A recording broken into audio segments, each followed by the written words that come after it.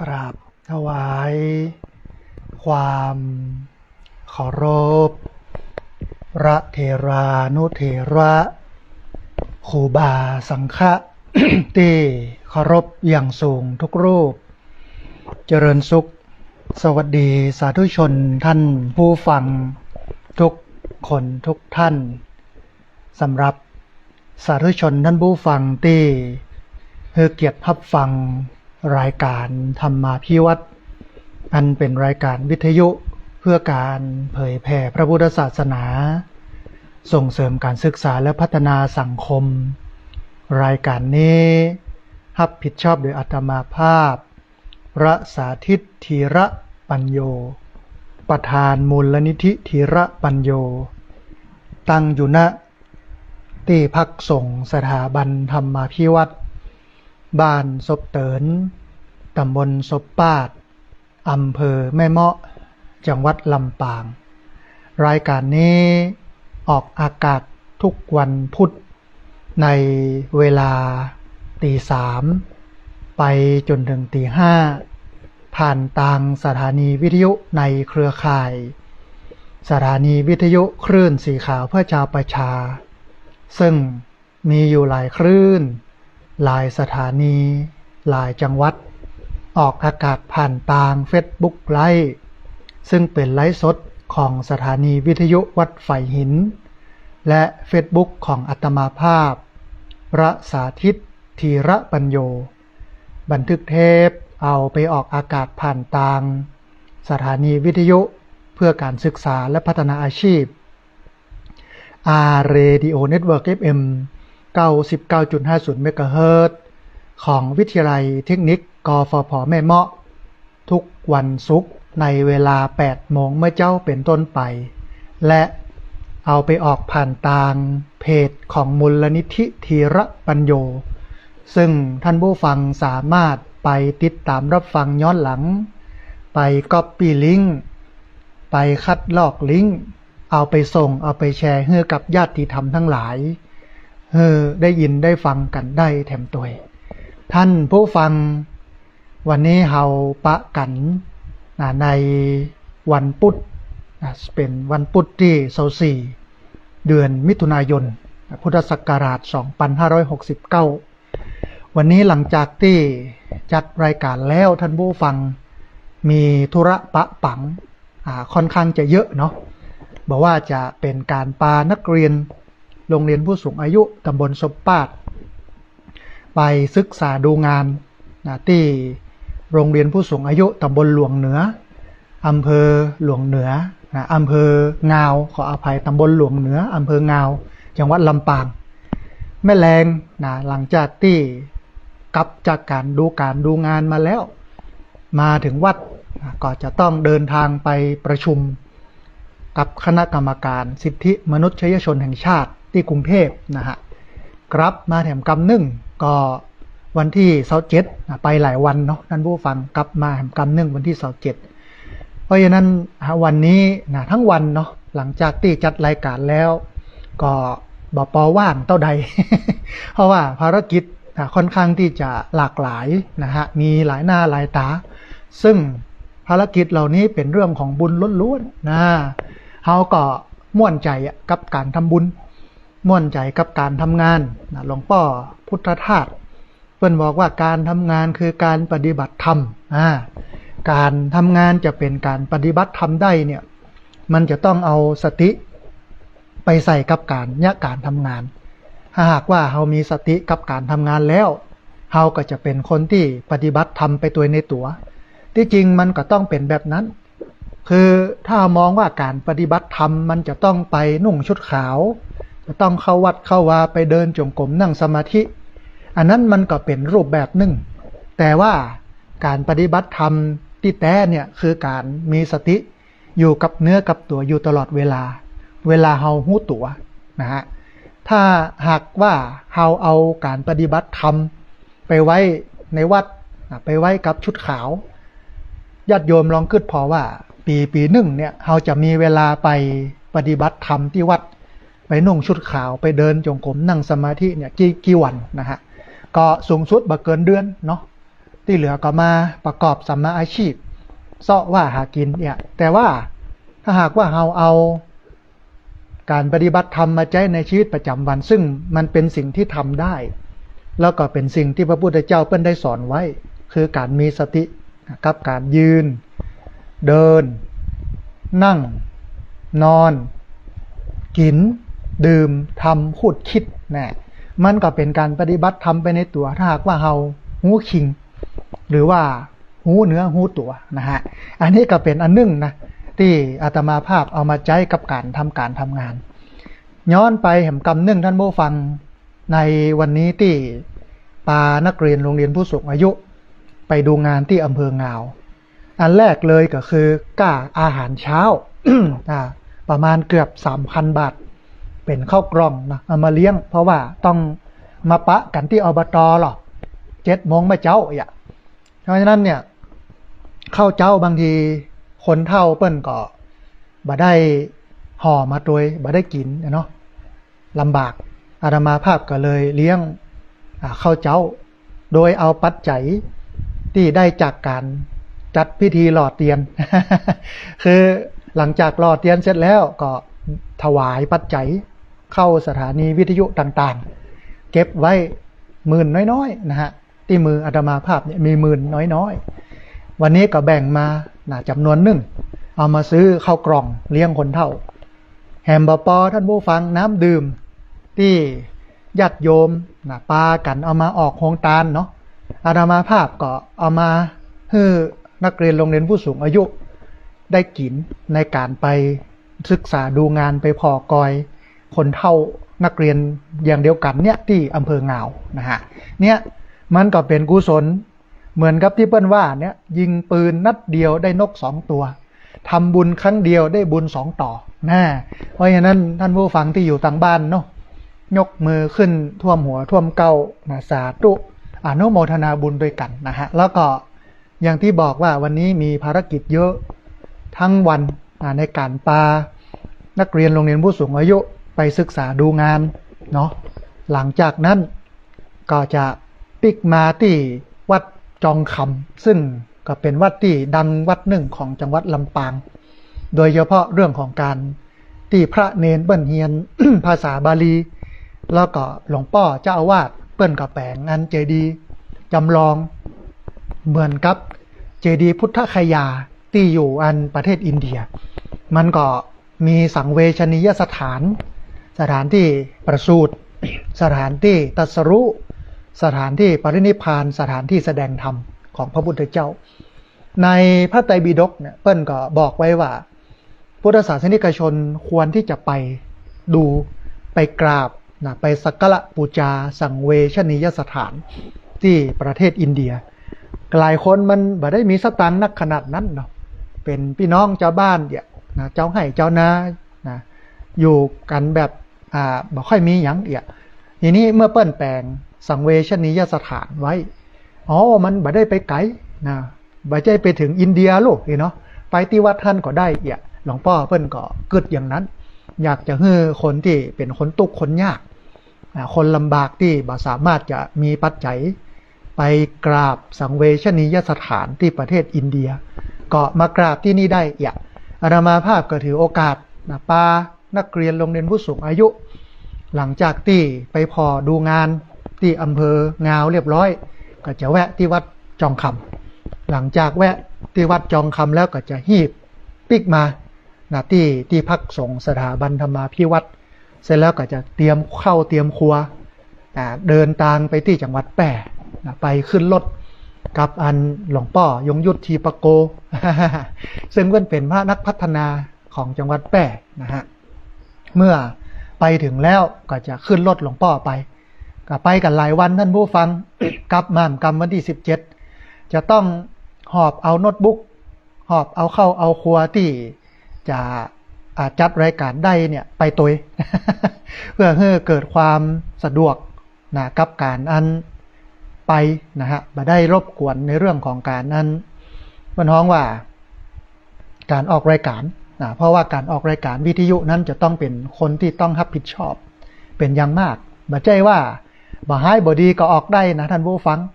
คือมันต้องรับผิดชอบสูงพอสมควรกับการออกรายการนะฮะถ้ามีธุระปะปังอย่างใดก็จะต้องเอาไปตัวหรือว่าจะต้องอัดเทปไว้นะเพื่อที่จะบ่ให้มันขาดช่วงบ่ให้มันขาดตอนนะฮะแต่ถ้าเราเตรียมตัวไว้ดีแล้วเนี่ยมันก็จะสบายนะการจัดรายการเนี่ยมันต้องรับผิดชอบเนาะสูงมากนะฮะเพื่อที่จะเอาธรรมะดีๆมาให้ท่านผู้ฟังทั้งหลายได้ฟังกันครูบาอาจารย์เปิ้นก็เตือนกันเจ้านะอย่างเช่นอาจารย์พระครูอภิวัฒนวิกรมเนาะตื่นตั้งแต่ตีสองตีสามนะฮะเพื่อที่จะเอาธรรมะดีๆแบบเนี้ยมาให้ท่านผู้ฟังทั้งหลายได้ฟังกันแต่ก็เป็นที่ชื่นอกเย็นใจนะกับญาติโยมเนาะที่ติดตามรับฟังกันมาด้วยตลอดนะด้วยดีตลอดนะบัลละบ่ลืมกันอันนี้ก็เป็นกำลังใจให้กับครูบาอาจารย์นะฮะแห่มเรื่องหนึ่งท่านผู้ฟังได้อู้กันครับท่านอาจารย์พระครูอภิวัฒนวิกรมท่านก็เกริ่นไว้ว่าท่านสาธิตนี่เนาะเจดีย์ที่แปลงละไว้หั่นเนี่ยเจ้าภาพเปิ้นอย่างไรเนาะเผอิญว่าโยมที่เป็นเจ้าภาพเนี่ยในช่วงก่อนเนี่ยเปิ้นเป็นคนไปรับเหมาช่วงของงานตึกสตงที่มันถล่มที่มันแผ่นดินไหวท่านผู้ฟังเปิ้นไปรับเหมาช่วงทัดหั่นแล้วทีนี้เนี่ยเมื่อมันถล่มเนี่ยมันก็ต้องรับผิดชอบค่าแรงค่าโน่นนี่นั่นอย่างเงี้ยนะแกก็เลยบอกว่าขอเอาปัจจัยที่จะถวายสร้างเจดีย์เนี่ยเอาไปแปลงเอาไปฮื้อเป็นก้าแหงช่างที่จ้างกันมาก่อนเพราะว่าบ่ได้สตังค์ตึกมันถล่มเนาะอาตมาภาพก็บอกว่าบ่เป็นยังโยมที่จริงมันแบ่งกันเป็นงวดๆนะฮะเปิ้นก็ถวายมางวดหนึ่งงวดแรกเอามาทำโครงมัน300,000 กว่าบาทนะงวดที่2งวดที่3เนี่ยมันก็จะมากันเป็นอันติดกันเนี่ยกันแต่เผอิญว่าเปิ้นทำบุญมางวดแรกแล้วงวด2อย่างที่บอกมันเกิดเหตุโดยที่บ่คาดคิดบ่คาดฝันสตังค์มันก็เลยต้องเอาไปหมุนทั้งปุ้นนะฮะอาจารย์พระครูอภิวัฒนวิกรมเปิ้นก็บอกว่าโอ้ถ้าอย่างนั้นเนี่ยลองดูนะถ้าอู้กันกับเจ้าภาพเปิ้นถ้าเปิ้นบ่ติดใจหยังก็จะได้มาช่วยสร้างช่วยแปลกอันเนี้ยท่านผู้ฟังบุญมันเกิดเนาะจากการจัดพิธีหล่อเทียนเข้าพรรษาโดยที่เฮาบ่ได้ติดเรื่องของได้บ่ได้ปัจจัยอย่างใดพี่น้องพุทธศาสนิกชนได้มาทำบุญกันได้มาปะกันได้มาเจอกันได้มาม่วนงานสันเล่าแบบชาวพุทธแบบนางวิสาขาที่เปิ้นถวายศาลาเนาะแล้วก็ฟ้อนแวดศาลาด้วยความปิติดีใจนะฮะมันบ่มีดนตรีที่ตึงๆตั้งๆบ่มีเหล้ามียาเนี่ยมันเป็นบุญบริสุทธิ์หรอด้วยบารมีนี้ท่านผู้ฟังมันก็ส่งผลนะแต่ว่าเดี๋ยวอาจจะต้องไปอู้กันครับเจ้าภาพเนี่ยก่อนว่าเปิ้นจะว่าอย่างใดพ้องนะถ้าเจ้าภาพบอกว่าโอ้บ่เป็นปัญหาพระอาจารย์ทำได้เลยนะก็จะได้ถ่ายรูปนะแล้วก็จะได้เอาเปิ้นฮ้องว่าแบบร่างที่ลูกศิษย์ของอาตมาภาพอยู่ที่มหาวิทยาลัยเชียงใหม่เปิ้นออกแบบไว้นะก็ส่งไปให้ท่านอาจารย์พระครูเสร็จแล้วเปิ้นก็จะพิจารณาญาติโยมมาพอมากอยแล้วก็มาแปลงกันให้มันแล้วนะที่จริงบ่ใช่องค์ใหญ่ท่านผู้ฟังเป็นองค์หมอกเมาะก็คือกว้าง4 เมตรสูง9 เมตรรวมตึงชัดนี่นะ9 เมตรเนี่ยนะฮะสูง9 เมตร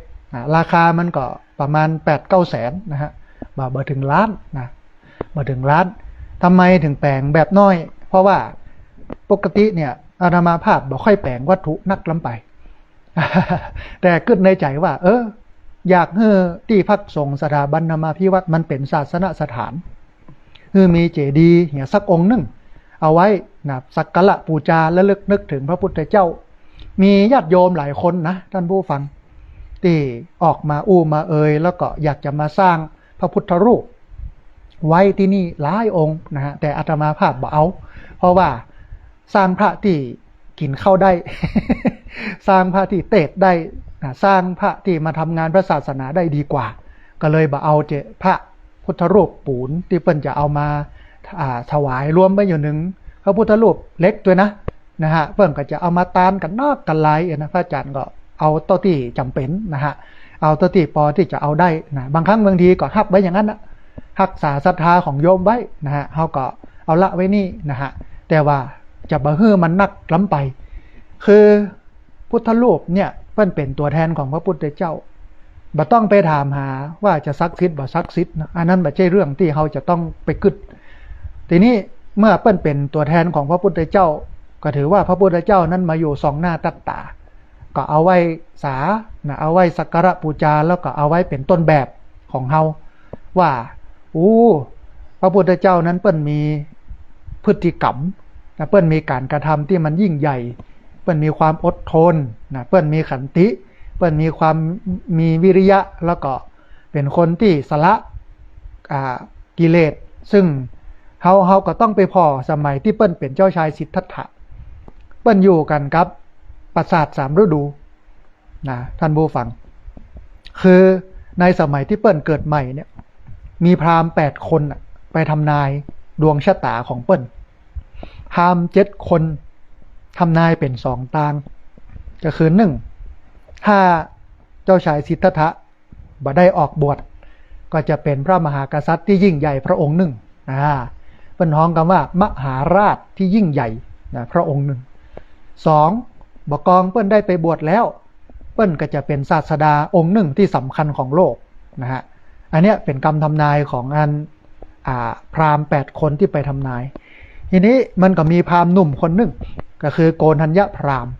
เปิ้นทำนายเป็นอันเดียวเลยว่าเจ้าชายสิทธัตถะอย่างใดก็ต้องออกบวชหลังจากที่เจ้าชายสิทธัตถะออกบวชแล้วโกณฑัญญพราหมณ์หูเรื่องก็เลยไปจวนพราหมณ์อีกทั้งหลายที่8คนนั้นปรากฏว่าพราหมณ์หมู่นั้นเนี่ยเปิ้นเสียชีวิตไปหมดแล้วเหลือก็ลูกก็หลานก็เลยไปจวนลูกหลานรวมกันได้5คนก็เลยเป็นที่มาของปัญจวัคคีย์ทั้ง5หันก่อนท่านผู้ฟังนะฮะแล้วทีเนี้ยตอนที่เปิ้นเป็นเจ้าชายสิทธัตถะเนี่ยพระราชบิดาพระราชมารดาพระเจ้าสุโธทนะแล้วก็พระนางสิริมหามายาเปิ้นก็อยากจะให้เจ้าชายสิทธัตถะนั้นเป็นกษัตริย์บ่อยากจะให้ออกบวชก็เลยแปลงปราสาท3หลัง3ฤดูฤดูร้อนก็อยู่ปราสาทหลังนี้ฤดูหนาวก็อยู่ปราสาทหลังนี้ฤดูฝนก็อยู่ปราสาทหลังนี้แต่ละปราสาทเนี่ยก็มีนางสนมคอยรับใจอยู่เป็นพันปดท่อมีดนตรีครับกล่อมม่วนงานสันเล่าตามกระแสโลกเพราะว่าพ่อแม่เปิ้นบ่อยากให้เจ้าชายสิทธัตถะได้ออกบวชนะฮะแต่บ่กองเจ้าชายสิทธัตถะได้ไปประพาสพระนครด้วยพระองค์เองไปกับนายฉันนะคือสมัยตะก่อนก็ไปกับป่อไปกับเสด็จป่อแต่การไปแต่ละเตื้อเนี่ยที่ไปกับเสด็จป่อเนี่ยมันถูกจัดสรรปั้นแต่งมีแต่ความงามนะฮะอันอย่างที่มันบดีบ่งามอย่างคนเฒ่าคนแก่คนพิกลพิการคนเจ็บคนตายแล้วเปิ้นก็เอาไปซ่อนไว้ตั้งหลังแต่บ่กองกับนี้ไป2คนกับนายฉันนะก็ได้ไปหันการเกิดการแก่การเจ็บการตายเกิดจนเกิดความเข้าใจว่าโอ้นี่มันเป็นตุกดูนี่เฮาก็ต้องเป็นแบบนั้นจนได้ไปเห็นสมณะนักบวชก็กึดในใจว่าตางเนี้ยมันถ้าจะเป็นตางที่จะทำให้เฮานั้นบ่เกิดบ่แก่บ่เจ็บบ่ตายทีนี้กลับไปที่พระราชวังก็ไปเจอพระนางพิมพายโสธราประสูติพระราชโอรสลูกบ่าวของอันเจ้าชายสิทธัตถะก็เลยหูว่านี่ไงการเกิดเนี่ยมันนำไปสู่การแก่นะนำไปสู่การเจ็บนำไปสู่การตายก็เลยตัดสินใจออกบวชจนได้เป็นพระพุทธเจ้าณปัจจุบันวิถีแบบเนี้ยนะฮะมันเป็นวิถีที่ควรเอาไปปฏิบัติคือเป็นวิถีที่คุกอยู่แจ้อยู่ในกามเรื่องกินเรื่องแอวเรื่องเล่นเรื่องสนุกสนานเพลิดเพลินแบบต่างโลกวัดก็ต้องเป็นแบบนั้นเฮาเองเวลาไปไหว้พระพุทธเจ้าเฮาก็ต้องไหว้ในลักษณะนี้ก็คือพระองค์เป็นไอดอลเป็นต้นแบบของการฝึกหัดคัดเก่าตัวเก่าจนกิเลสที่มันหนาตัณหาที่มันหยาบเนี่ยมันลดลงด้วยการปฏิบัติตามหลักของศีลสมาธิปัญญาศีลสมาธิปัญญานี่ท่านผู้ฟังก็เลยเป็นหลักของพุทธศาสนาเพราะว่าศีลสมาธิปัญญานั้นมันย่อเอาอริยมรรคมีองค์8ประการมาเหลือ3อย่างมันเป็นหัวใจของพุทธศาสนาถ้าหากว่าเราจะถามว่า ข้อปฏิบัติของชาวพุทธคืออะไรนะการกินการทานการใส่บาตรใส่บ่วงการไปกฐินพระป่างานบวชงานอะไรอย่างต่างๆงานพิธีเนี่ยมันก็เป็นสิ่งที่นำไปสู่การให้เฮาปฏิบัติตามหลักศีลการให้เฮาปฏิบัติตามหลักของสมาธิการให้เฮาปฏิบัติตามหลักปัญญาถึงแม้ว่าพิธีกรรมแต่ละภาคมันจะแตกต่างกันอีสานก็อย่างหนึ่งเหนือก็อย่างหนึ่งใต้ก็อย่างหนึ่งภาคกลางก็อย่างหนึ่งมันก็แล้วแต่บริบทพื้นที่แต่ว่าหัวใจของมันเนี่ยก็คือศีลสมาธิปัญญาถ้ามีศีลสมาธิปัญญาเนี่ยอันนี้เป็นพุทธแต่ถ้าบ่มีเลยนี่นะจัดงานศูนย์เหล้าศูนย์ยาอย่าเอาเหล้ามากินกันอย่ามันก็ทำให้เราบกพร่องละศีลบ่มีนะฮะจัดงานโดยความที่บ่ใจกำกึดบ่ใจปัญญาบ่มองโลกตามความเป็นจริงบ่เห็นเรื่องเหตุเรื่องผลจัดไปตามอารมณ์ความรู้สึกอย่ามันก็บ่ได้ดีแล้วจัดแล้วงานมันละวุ่นละวายวุ่นซะวุ่นเสียบ่มีความสงบเลยสมาธิก็บ่มีนั่นแสดงว่าการจัดงานนั่นเนี่ยศีลสมาธิปัญญามีน้อยเหมือนกับเราทำบุญ100ได้กล้าตอบแทนมา10เดียวเพราะว่ามันเนี่ยบ่ถูกบ่ทิ่มนะแต่อันนี้ต้องชื่นชมพี่น้องขึ้นสีขาวอู้แล้วอู้แหม ในวันที่20ที่ผ่านมาเนาะปะโถญาติโยมมากินมาตานกันน่ะขาวไปหมดนะฮะทีนี้เมื่อขาวไปหมดเนี่ยสงบความเงียบความสงบความเป็นระเบียบมันก็มีมาโดยแถมเวลาพี่น้องขึ้นสีขาวไปกินไปตานที่ไหนนี่นะมันจะบ่วุ่นบ่วายมันจะสงบเงียบอย่างเงี้ยวัดทั่วไปต้องเป็นแบบนี้เพราะว่ามันทำให้ศีลเกิดทำให้สมาธิเกิดทำให้ปัญญาเกิดแต่ถ้าเอาดนตรีนะมาเต้นมาลำมาฮ้องอะไรอย่างซึ่งเป็นดนตรีสมัยใหม่นี่เนาะมันก็ม่วนอันหนึ่งแต่ว่าความสงบมันก็จะลดลงนะฮะเพราะฉะนั้นท่านผู้ฟังเฮาต้องยึดหลัก3ประการนี้คือ1หลักเรื่องของศีลอันที่2หลักของสมาธิอันที่3หลักของปัญญาเวลาเนี่ยการเนี่ยงานเวลาขึ้นบ้านใหม่เวลาแต่งงานเวลามีงานศพงานซากเวลาทำบุญบ้านกฐินพระป่าหรืองานใดๆขอให้มันมี3ตัวนี้เป็นหลักนะฮะจะไปทำให้มันมัวหมองเฮาก็หันข่าวตู้เจ้าเนาะท่านผู้ฟังออกถึงวันตู้เจ้าเนี่ยผิดศีลผิดธรรมเนาะเฮาก็ว่าไปแต่ในทางเดียวกันนะชาวพุทธนะโดยคารวะเป็นพี่น้องชาวบ้านเนี่ยบ่ได้เป็นตู้เจ้าเนี่ยนะถ้าไปบ่เอาศีลเอาธรรมเนี่ยมันก็ถือว่าบ่ได้ทำหน้าที่ของความเป็นชาวพุทธนะฮะที่จริงมันก็จะต้องประจานกันทั้ง2ฝั่งประจานฝั่งตู้เจ้าผิดศีลผิดธรรมบ้องไปประจานโยมนะที่ผิดศีลผิดธรรมบ้องจัดงานกินเหล้าเมายานะแล้วก็เรื่องวัตถุมงคลเอามาจุว่าหากินกันเนี่ยโดยที่มันจะเอาความขลังเอาศักดิ์สิทธิ์ที่ไหนมานะฮะเพราะว่าพระพุทธเจ้านั้นเปิ้นเป็นแบบเพื่อเฮาปฏิบัติตามเปิ้นขนาดพระพุทธเจ้าที่เปิ้นมีพระชนมาชีพอยู่เนี่ยเปิ้นยังบ่เคยใจฤทธิ์ใจเดชไปยะให้ไผมีความสุขความเจริญได้เลยนะเพราะว่าสัตว์ทุกตัวมีกรรมเป็นของตนนะทำกรรมอันใดไว้ดีหรือชั่วก็ตามจักเป็นผู้รับผลแห่งกรรมนั้นจะไปเปลี่ยนวิธีกรรมก็ไม่ได้นะฮะนี่คือหลักการของมันโลกเราต้องรู้อย่างนี้เหี่ยก่อนการรู้แบบเนี้ยเปิ้นฮ้องว่าเป็นสัมมาทิฏฐิคือความคิดเห็นที่มันถูกต้องแต่ถ้าเราบ่รู้อย่างนี้แล้วเนี่ยความคิดเห็นที่มันถูกต้องก็ไม่เกิดสัมมาทิฏฐิก็บ่เกิดเมื่อสัมมาทิฏฐิบ่เกิดเนี่ยเราก็จะเป็นมิจฉาทิฏฐิคือมีความเห็นผิดเมื่อเรามีความเห็นผิดความเป็นชาวพุทธเรามันก็ไม่สมบูรณ์นะเป็นชาวพุทธเนี่ยมันต้องเป็นชาวพุทธเกรด ABC หรอมันต้องเป็นชาวพุทธน้ำหนึ่งเนาะเป็นชาวพุทธที่อยู่ตั้งหน้าไม่ใช่เป็นชาวพุทธที่อยู่ทางใต้นะฮะอันเนี้ยก็เป็นสิ่งหนึ่งนะทีนี้ท่านผู้ฟังในวันนี้จะเอาเรื่องของสติมาอู้ให้ท่านผู้ฟังทั้งหลายได้ฟังกันเพราะว่าสติเป็นสิ่งที่สำคัญมากในโลกที่มันหมุนไปเร็วหนึ่งวันนี้มันเร็วนะท่านผู้ฟังเจ้าตอนแรงบัดตันยะยังก็จะสิ้นเดือนแล้วเนี่ยบัดตันยะยังบัดเดียวนี้ก็เดือน6แล้วเข้าปีใหม่มาได้6เดือนแล้วเหลือแหม6เดือนเนี่ย ก็จะสิ้นปีใหม่แล้วเนี่ยโอ้มันเกินปีแล้วด้วยนี่เนาะอย่ามันเร็วนะในยุคที่เป็นห้องว่ายุค globalization นะเป็นยุคข้อมูลข่าวสารยุคเทคโนโลยีมันหมุนเร็วนะฮะการติดต่อสื่อสารอะไรอย่างก็เร็วมันเหมือนสมัยตะก่อนโลกสมัยตะก่อนเนี่ยจะติดต่อสื่อสารกันได้เนี่ยพอโทรส่งจดหมายอะกว่าจะได้รับเป็นวัน2 วัน3 วันกว่าจะได้อ่านนะจดหมายเสร็จมาก็เป็นโทรเลขนะสมัยตะก่อนบ่มีจดหมายก็เตียวไปหากันเนี่ยขี่ม้าขี่งัวขี่ควายขี่ล้องัวล้อควายไปหากันแล้วก็ตุกก็ยากแต่ถึงวันนี้มันง่ายแล้วมันเร็วแต่ความเร็วเหล่านี้เนี่ยสิ่งหนึ่งที่มันเกิดขึ้นก็คือมันบั่นทอนจิตใจมันนำให้สติสัมปชัญญะของคนมันลดลง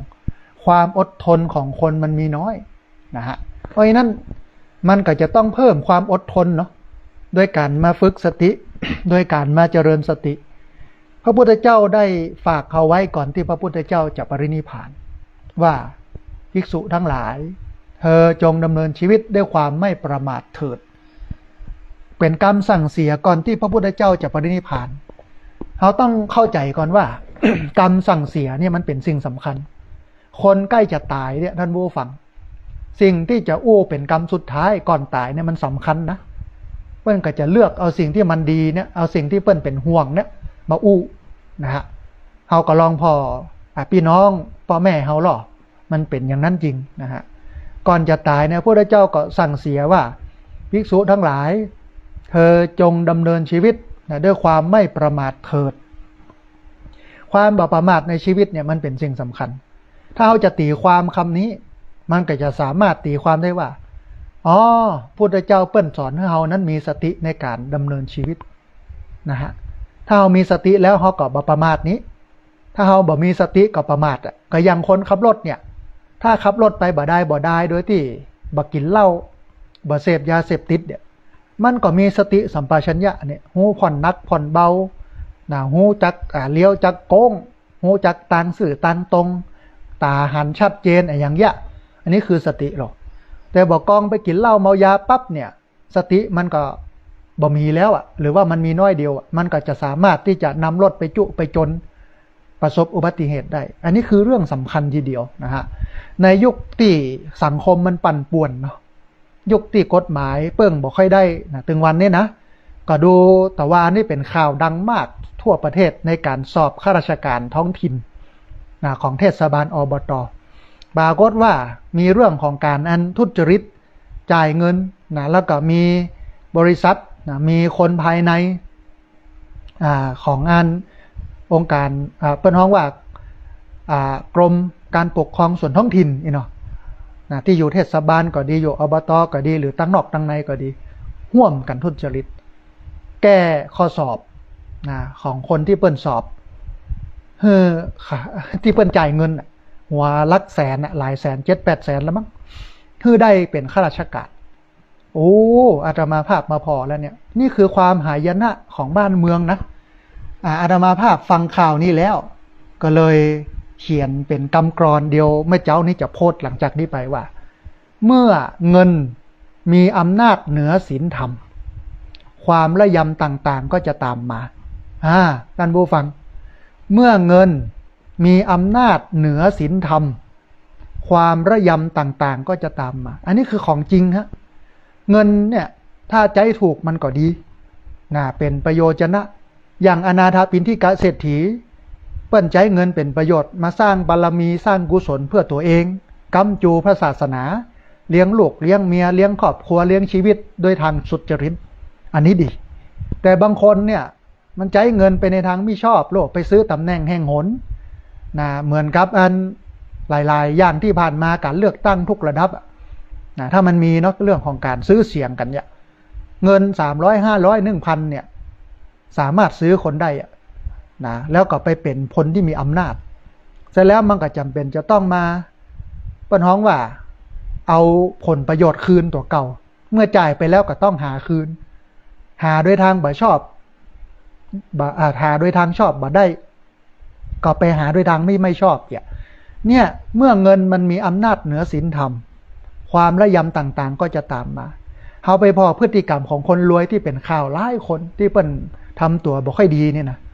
นะไปบุบไปตีเปิ้นพ่องไปข่มขืนเปิ้นพ่องไปโกงอย่างเปิ้นพ่องเนี่ยก็ล้วนเป็นคนมีเงินทั้งนั้นมีเส้นมีสายทั้งนั้นนะเนี่ยประเทศไทยที่มันสุดมันบ่ดีบ่งามมันจะบ่ไปตั้งหน้าเนี่ยก็ย้อนเงินมันมีอำนาจเหนือศีลธรรมเพราะฉะนั้นเนี่ยเราจะต้องทำให้ศีลธรรมมันมีอำนาจเหนือเงินเงินมันเป็นเพียงปัจจัยนะที่หล่อเลี้ยงชีวิตมันไม่ใช่เป็นสิ่งสำคัญที่สุดนะฮะแต่ว่าวันนี้เราเอาเงินเป็นตัวตั้งหรอกวิ่งหาเงินปะโถแต่ถ้าหามาโดยทางที่ชอบก็ได้นะบ่มีปัญหาทำไปเตอะนะแต่ปัญหามันอยู่ตรงที่ว่าหาโดยทางที่ไม่ชอบหามาได้โดยทางที่มันบ่ดีคนบ่เดียวนี้ท่านผู้ฟังหิริความละอายแก่ใจโอตปะความเก่งกว่าต่อบาปมันบ่มีนะมันก็เลยทำให้เกิดความวุ่นวายนะมีเงินแล้วเอาไปเนี่ยบ่ดีเนี่ยนะฮะเพราะฉะนั้นเนี่ยเฮาจึงเป็นชาวพุทธเฮาก็จะต้องมาพอตัวอย่างของเฮาก็คืออนาถปิณฑิกะเศรษฐีนางวิสาขามหาอุบาสิกานี่คืออุบาสกอุบาสิกาที่เปิ้นเป็นต้นแบบที่ดีของพุทธศาสนิกชนนะฮะเปิ้นเป็นคนที่ใช้เงินเป็นใช้เงินสร้างชีวิตตัวเองโดยทางที่ชอบใช้เงินทำบุญทำให้ปารมีทำให้กิเลสความโลภกดหลงในใจมันลดลงเข้าใกล้นิพพานนักขึ้นเนี่ยนี่คือนางวิสาขาแล้วก็อนาถปิณฑิกะเศรษฐีอันนี้คือคนต้นแบบแต่ว่าถึงวันนี้เขาบอกเอาเงินไว้ก่อนจะถูกจะแพงนะเอาสีแดงไว้ก่อนเดี๋ยวเราเพิ่นว่านะจะถูกจะแพงเอาแบงค์แดงไว้ก่อนเนี่ยในสมัยเก่าเพิ่นว่าอย่างนั้นมันก็ทำให้สังคมเสื่อมทราม ทำให้สังคมบดีเพราะฉะนั้นเมื่อเงินมีอำนาจเหนือศีลธรรมความระยำต่างๆก็จะตามมานะฮะเพราะฉะนั้นเราจะต้องเป็นเจ้านายของเงินอย่าให้เงินมาเป็นเจ้านายของเราเวลาจะเนี่ยไอ้อย่างก็ต้องคำนึงถึงเรื่องศีลธรรมความถูกต้องดีงามนะทีนี้ท่านผู้ฟังในวันนี้นะจะพาท่านผู้ฟังไปเรียนรู้ถึงเรื่องของสติเหมือนที่อาตมาภาพได้เกริ่นไว้ว่าพุทธเจ้าเปิ้นให้ความสำคัญกับเรื่องสติก่อนที่จะปรินิพพานหรือว่าตายเนี่ยเปิ้นก็สั่งเสียไว้เลยว่าภิกษุทั้งหลายเธอจงดำเนินชีวิตไปด้วยความไม่ประมาทเถิดก็คือให้ชีวิตเนี่ยมันมีสติสัมปชัญญะจะไปทำลายสติเรื่องการทำลายสติอย่างหนึ่งก็คือเรื่องเหล้าท่านผู้ฟังทำไมพุทธศาสนาถึงห้ามเรื่องเหล้าเพราะพุทธศาสนาเป็นศาสนาที่ให้ความสำคัญกับสตินะแล้วเหล้าและยาเนี่ยมันเป็นสิ่งที่ไปทำลายสติสัมปชัญญะก็ดูกันท่านผู้ฟังถึงวันเนี่ยมีก็คนผีบ้าผีบวมแต่ก่อนท่านผู้ฟังบ้านไหนพ้องที่บ่มีคนผีบ้าผีบวมที่กินเหล้านักแล้วก็สูบยานักเนี่ยบัดเดียวนี้มันเต็มบ้านเต็มเมืองไปหมดเลยนะดีตามดีล่าตามล่าเนี่ยมันก็จะเอามีดมาปาดคอเอามีดมาฟันเฮานะล่าตามล่าเนี่ยป้นมันขึ้นเสาไฟฟ้าพวกนะตะยั่งอยู่บนเสาไฟฟ้าจะตกลงมาก็มันบ่ได้กึดแล้วมันทำในสิ่งที่บ่ควรทำหลายเรื่องบุบป่อตีแม่ขอเงินไปเสพยาบ่ได้ก็ไปบุบป่อตีแม่เนี่ยสติมันถูกทำลายโลกพุทธศาสนาก็เลยเน้นว่าเรื่องเหล้าเรื่องยานี่เราควรจะเว้นเพราะว่ามันไปทำลายสติหลายคนรู้ย้อนบ่มีสตินะย้อนเหล้าย้อนเมาย้อนสูบยานะยาบ้มยาบ้ายาเสพติดหมดเนี่ยชีวิตรู้ชีวิตพังไปก็เพราะมันมานักแล้วนะฮะเนี่ยคือสิ่งที่พุทธศาสนาเปิ้นดึงให้คนนั้นมีสติสัมปชัญญะขนาดคนที่มีสติสัมปชัญญะยังกึดยากในการดำเนินชีวิตอยู่บนโลกท่านผู้ฟังกึดพอแล้วคนที่บ่มีสติสัมปชัญญะเนี่ยมันจะนักหนาจารีกว่าคนที่บ่มีสติบ่ฮู้จักกี่เต้านะ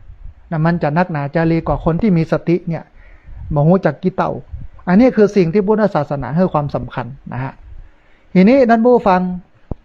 สติในทางพระพุทธศาสนาแล้วก็ในทางจิตวิทยานั้นมันไม่ใช่แค่ความรู้ตัวทั่วไปนะแต่มันเป็นหัวใจสำคัญของการดำเนินชีวิตและการพัฒนาจิตใจอย่างแท้จริงหากจะอธิบายให้มันหันรูปหันล่างหันความชัดเจนเนี่ยมันก็จะสามารถอธิบายได้เป็นอย่างๆนะฮะ1สติคืออะไรอย่าง เราจะต้องเข้าใจคำว่าสติก่อนคำว่าสติเนี่ยในทางปรมัตถธรรมคือธรรมอันสูงสุดเปิ้นจัดเป็นเจตสิกฝ่ายดีงามภาษาบาลีเปิ้นใช้คำว่าโสภณเจตสิกถ้าไผ่เฮียนพระอภิธรรมจะหูเรื่องนี้แต่ถ้าคนบ่เฮียนอภิธรรมก็บ่หูเรื่องหูราวอย่างนั้นนะแต่ก็ฟังไว้นะฮะสติเนี่ยมันเป็นปรมัตถธรรมจัดเป็นเจตสิกฝ่ายดีงามก็คือโสภณเจตสิกหมายความว่าสติเนี่ยมันเป็นสิ่งที่มันดีงามซึ่งมันจะเกิดร่วมกันกับจิตที่เป็นกุศลเต้าอั้นถ้าจิตที่มันบ่เป็นกุศลเนี่ยสติบ่เกิดนะถ้าจิตเป็นกุศลเนี่ยสติจะเกิดเหมือนที่เพื่อนบอกว่านะสติมาปัญญาเกิดสติเตลิดจะเกิดปัญหาอีโลเพื่อนว่ากันไว้นะฮะสตินั้นมันเป็นเจตสิกคือสิ่งที่มาประกอบกับจิตที่มันดีงามภาษาบาลีเปิ้นใช้คำว่าโสภณเจตสิกมันก็จะมีหน้าที่3ประการสตินี่นะมันจะมีหน้าที่3ประการหน้าที่แรก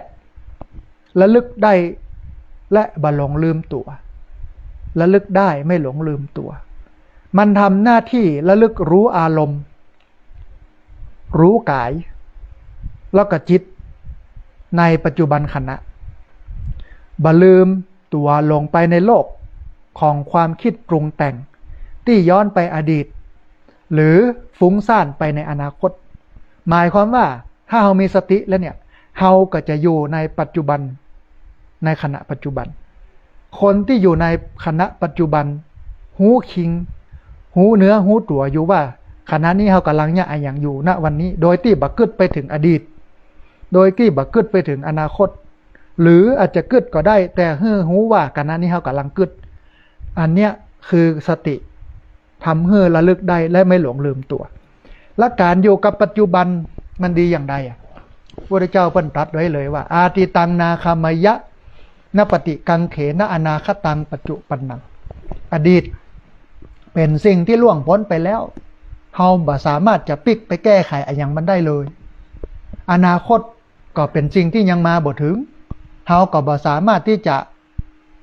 ไปสร้างอะไรอย่างได้เลยแต่ปัจจุบันมันอยู่กับเฮาณเวลานี้เฮาสามารถทำทุกอย่างได้หมดนะหันก่อด้านผู้ฟังสติมันทำให้เกิดความระลึกได้แล้วก็ทำให้เกิดความบ่หลงลืมตัวอันนี้คือข้อแรก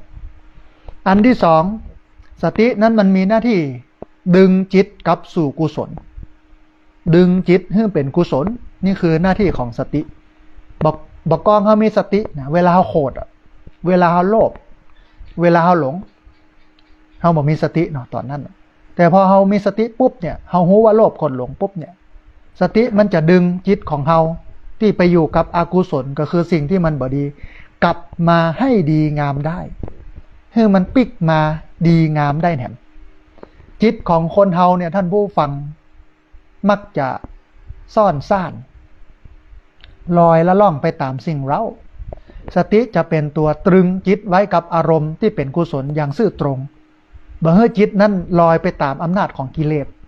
นะฮะเพราะฉะนั้นเนี่ยสติมันทำหน้าที่กู้กันกับกุศลนะดึงจิตให้มาสู่กุศลแถมอันหนึ่งหน้าที่ของสติก็คือคอยอารักขาจิตเป็นยามนะรักษาจิตสติเนี่ยมันทำหน้าที่เหมือนกับคนรักษาประตูเป็นนายทวารเป็นยามคอยตรวจเช็คสิ่งที่มากระทบเมื่อสติเกิดขึ้นอกุศลธรรมก็คือความโลภความโกรธความหลงจะบ่สามารถเข้ามาเกิดในจิตในใจของเขาได้เลยอ่านก่อนท่านผู้ฟังนี่คืออำนาจของสตินะคือถ้ามีสติแล้วปุ๊บเนี่ยความโลภโกรธหลงไม่สามารถเกิดขึ้นในจิตใจของเราได้เลยในคัมภีร์พระไตรปิฎกเปิ้นบ่ได้เปรียบเทียบสติเป็นเบรกเพราะว่าสตินั้นบ่ได้มีอาการกดข่มหรือบังคับจิตแต่เปรียบสติเป็นนายประตูก็คือคนเฝ้าประตูผู้ชาญฉลาดคอยตรวจตราหับแต่อารมณ์ที่เป็นกุศลเมื่อเปรียบเป็นเสาหลัก หรือเปรียบเหมือนเสาหลักที่คอยผูกจิตไว้บ่ให้มันตะเลิดไปทางใดนี่คือสตินะฮะมีอยู่3อย่างเนาะ1ระลึกได้แล้วก็บ่หลงลืมตัวอันนี้คือหน้าที่ของสติข้อแรก2ดึงจิตกลับสู่กุศล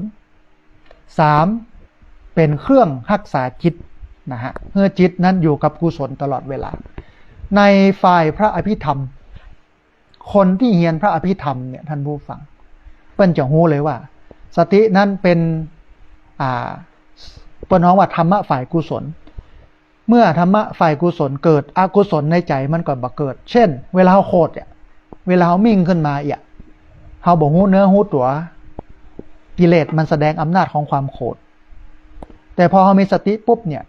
กิเลสก็คือความโกรธมันก็จะลดลงทันทีโลภเหมือนกันเฮาโลภนะอยากได้ของคนอื่นมาเป็นของตัวเนาะโลภอยากได้โทรศัพท์ใหม่โลภอยากได้รถใหม่ทีวีใหม่โน่นนี่นั่นบ้านใหม่อย่างเงี้ยแต่บอกกองเขามีสติปั๊บเนี่ยความโลภเหล่านั้นมันจะลดลงเลยเพราะสตินั้นมันปรับจิตที่เป็น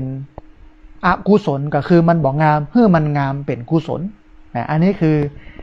หน้าที่ของสติทีนี้ท่านผู้ฟังง่ายอย่างสติจึงสำคัญที่สุดนะทำไมสติถึงสำคัญที่สุดในทางธรรมเนี่ยมีคำกล่าวว่าสติสัพพัทธปัตติยาแปลว่าสติจำเป็นในสิ่งทั้งปวงสติจำเป็นในสิ่งทั้งปวงสติสัพพัทธปัตติยาสติเป็นสิ่งจำเป็นในสิ่งทั้งปวงและพระพุทธเจ้าก็ยกย่องสติว่าเป็นยอดแห่งธรรมทั้งปวงเปรียบเหมือนรอยเท้าช้าง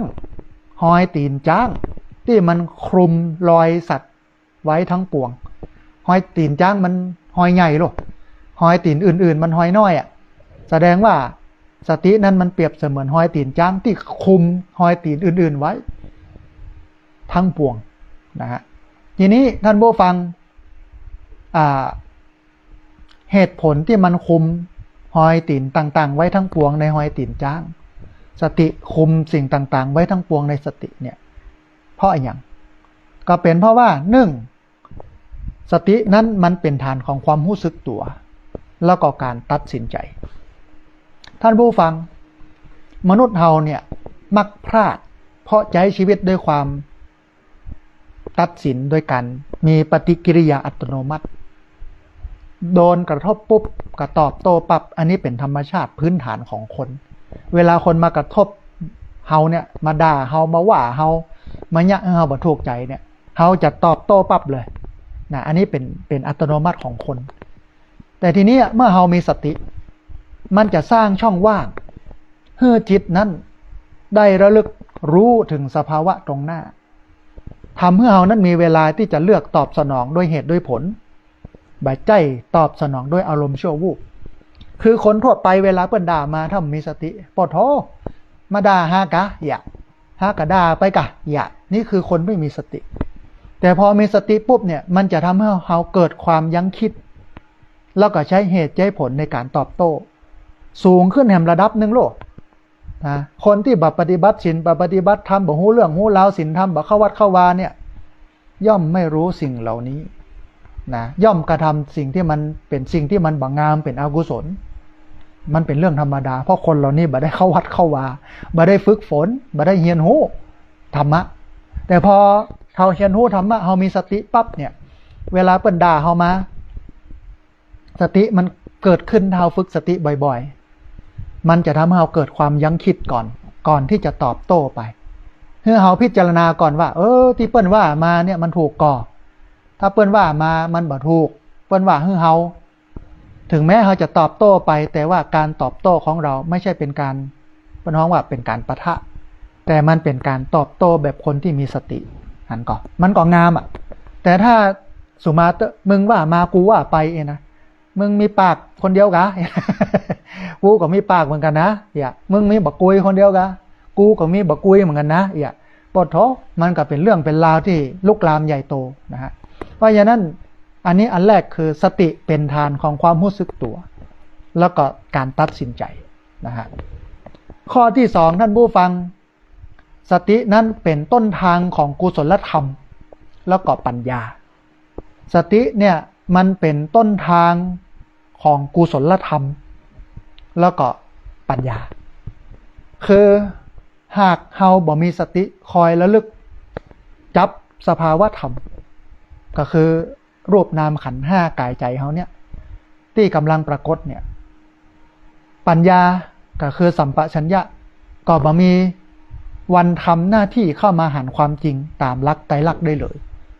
สติจึงเป็นประตูบานแรกที่นำไปสู่การเกิดปัญญาเพื่อตัดกิเลสปัญญาในที่นี้ไม่ได้เป็นปัญญาทางโลกนะท่านผู้ฟังคือปัญญาทางธรรมมันเริ่มต้นจากการเห็นทุกอย่างตามความเป็นจริงภาษาพระบรรยายกันว่ายะถาภูตะญาณทัสสนะการมองโลกตามความเป็นจริงการจะมองโลกตามความเป็นจริงได้เนี่ยต้องมีสติเอาไปจับเอาไประลึกรู้รูปนามกายใจของเฮาหันกายใจเฮาหรือว่าขันธ์ห้ารูปร่างของเฮาเนี่ยว่าเป็นอนิจจังมันบ่เที่ยงทุกขังมันทนอยู่ในสภาพเดิมได้ยากอนัตตาบ่เจตัวบ่เจตน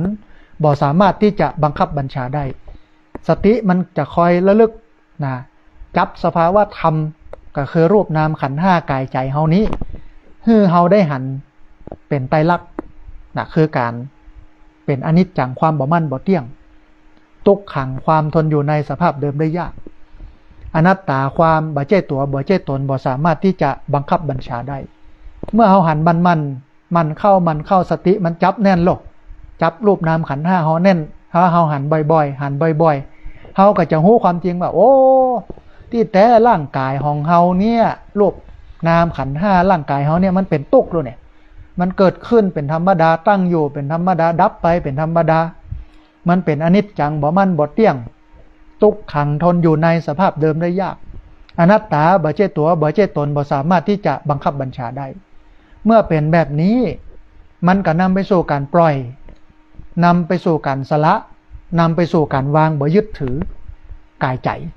นะมองว่ามันเป็นไปตามธรรมชาติใครจะไปล้างมันได้ท่านผู้ฟังกายใจเนี่ยจะไปฮื้อมันอยู่เหมือนบ่เก่ามันจะไปได้เนาะเฮาลองกึดพอกะเฮาถึงวันนี้กับเฮาเมื่อสมัยเป็นละอ่อนอายุ10 ขวบหรือว่า16 17เนี่ยมันต่างกันปะโถอย่างกับฟ้าและดินเนาะสมัยละอ่อนอายุ16 17เนี่ยเป็นหนุ่มเป็นกำเนี่ยมันงามมันดีหรอกเฮาก็รอคนหนึ่งนะหลายคนก็ว่าอย่างเงี้ยเดี๋ยวบอกกองบ่เดียวนี้พอบ่ได้เลยเนาะสภาพนี่คืออนิจจังความบ่มั่นบ่เที่ยงทุกขังความทนอยู่ในสภาพเดิมได้ยากอนัตตาความบ่เจตัวบ่เจตนบ่สามารถบังคับบัญชาได้แต่การที่จะหันอย่างนี้ได้เข้าใจอย่างนี้ได้เกิดปัญญาแบบนี้ได้เนี่ยมันต้องมีสตินะอันนี้ก็คือข้อแรกนะข้อที่2ไม่ใช่ข้อแรกข้อที่3สตินั้นมันจะช่วยซับสวิตจิตออกจากความทุกข์อันนี้ได้ผลแต่และอาตมาภาพเนี่ยสอนลูกศิษย์ลูกหาที่เป็นนักปฏิบัติธรรมแบบนี้เลยสตินั้นมันจะเป็นการซับสวิตจิตออกจากความทุกข์คือความทุกข์ส่วนใหญ่เนี่ยท่านผู้ฟังมันเกิดจากที่จิตของเรานั้นมันคิดด่วนคิดย้ำทำกับเรื่องอดีตคือกังวลกับหรือว่ากังวลกับอนาคตกึดเรื่องอดีตเอาเรื่องอดีตมาย้ำคิดนะเฮายังอั้นเฮายังบันน่าจะผิดพลาดก็มันผ่านไปแล้วท่านผู้ฟังจะพลิกไปกึดเนี่ยอย่างแต่สามารถเอามันมาเป็นบทเรียนทำให้ปัจจุบันและอนาคตมันดีงามได้นะความผิดพลาดบกพร่องเหล่านี้ถ้าเรามองในแง่บวกอย่างที่เปิ้นว่าเนี่ยผิดพลาดบกพร่องอย่ามองเศร้าก็ใครเลยไหนเล่าไม่เคยผิดดูเอาเถิดดวงจันทราพระอาทิตย์ยังมืดมิดอยู่บ้างบางเวลาเนี่ยท่านผู้ฟังเพราะฉะนั้นสติเนี่ยมันจะเป็นการช่วยซับสวิตจิตออกจากความทุกข์มันบ่ทำให้เราไปคิดทบทวนวนไปวนมา คิดวนอยู่กับอดีตจมอยู่กับอดีตแล้วก็บักกึดถึงอนาคตที่มันมาถึงเตื้อนะได้นะฮะสติเนี่ยมันจะช่วยดึงจิตปิกมาอยู่กับปัจจุบันขณะที่มันไร้การปรุงแต่งมันนำให้จิตใจมันสงบระงับจากเพลิงแห่งความโกรธแล้วก็เพลิงแห่งความหิวกระหายก็คือความโลภนะฮะอันเนี้ยใจได้ผล มีลูกศิษย์คนหนึ่งปฏิบัติธรรมมาหลายปี แต่ก่อนที่จะปฏิบัติธรรมเพิ่นก็เป็นคนที่ไปกินไปตานไปปูจาเทพปูจานั่นปูจานี่เหมือนกับชีวิตคนทั่วไปแต่กองเปิ้นหันมาปฏิบัติธรรม เปิ้นก็เลิกไปปูจานั่นปูจานี่ไปเจ้าทรงองค์ผีไปหาของขังเครื่องรางศักดิ์สิทธิ์ทำให้โดนบันดาลร่ำรวยเปิ้นบ่เอาเปิ้นก็ปฏิบัติธรรมระยะหนึ่ง เป็นนักฟังวิทยุ เมื่อเปิ้นฟังวิทยุหันอาตมาภาพบรรยายเรื่องการปฏิบัติธรรมเปิ้นก็มาหาเสร็จแล้วปุ๊บอาตมาภาพก็สอนง่ายๆว่าบ่ต้องยากอย่างนักตอนนี้บ่ต้องไปคิดอย่างบ่ต้องไปกึดอย่างเยอะฮื้อเจริญสติก่อนฮื้อหูคิงก่อนฮื้อหูเนื้อหูตัวก่อนว่าขณะนี้เฮาเนี่ยอะหยังเฮาอยู่อย่างใดพระเจ้าเปิ้นตรัสว่าคัจฉันโตวาคัจฉามิติปชานตินะเมื่อเดินอยู่ก็รู้ว่าเดินอยู่ทีโตวาทีโตมหิติปชานติเมื่อยืนอยู่ก็รู้ว่ายืนอยู่นิสีโนวานิสีนิติปชานติเมื่อนั่งอยู่ก็รู้ว่านั่งอยู่นะสยะโนวาสยะมิติปชานติเมื่อนอนอยู่ก็รู้ว่านอนอยู่ยืนเดินนั่งนอนเอาหูคิงก่อนเอาอันนี้ไปปฏิบัติก่อนเนอะอย่างอื่นบ่ต้องแต่ถ้ามีเวลาก็นั่งสมาธิอาตมาภาพก็ให้การบ้านไป2 ข้อหายไปเมินเฮ้ย แล้วก็มาถามได้มาเจอกันเปิ้นโทรมาถามว่าพระอาจารย์โอ้ดีแต่หอตอนนี้ผมบ่ค่อยกังวลกับอดีตบ่ค่อยกังวลกับอนาคตและอยู่กับปัจจุบันจิตใจสุขสงบขึ้นนักมันแก้ปัญหาได้นี่แหละคือสติท่านผู้ฟังประโยชนะของสติมันอยู่ตรงนี้นะฮะคือมันช่วยซับสวิกจิตออกจากความทุกข์บ่ให้เฮากึดวนไปวนมากับเรื่องอดีตบ่ให้เฮากึดฟุ้งซ่านไปกับเรื่องอนาคตนะอยู่กับปัจจุบันขณะนะอันนี้ก็คืออันที่3 อันที่4ท่านผู้ฟังสตินั้นมันเพิ่มประสิทธิภาพในการใช้ชีวิตนะอันนี้แต่เพราะว่าอาตมาภาพอยู่ในวงการของนักปฏิบัติธรรมสอนคนปฏิบัติธรรมนะอย่างเดือนสิงหาที่จะถึงเนี้ยทางมหาวิทยาลัยเชียงใหม่เพิ่นจัดปฏิบัติธรรมเป็นปีที่20แล้วนะท่านผู้ฟังเป็นปีที่20แล้ว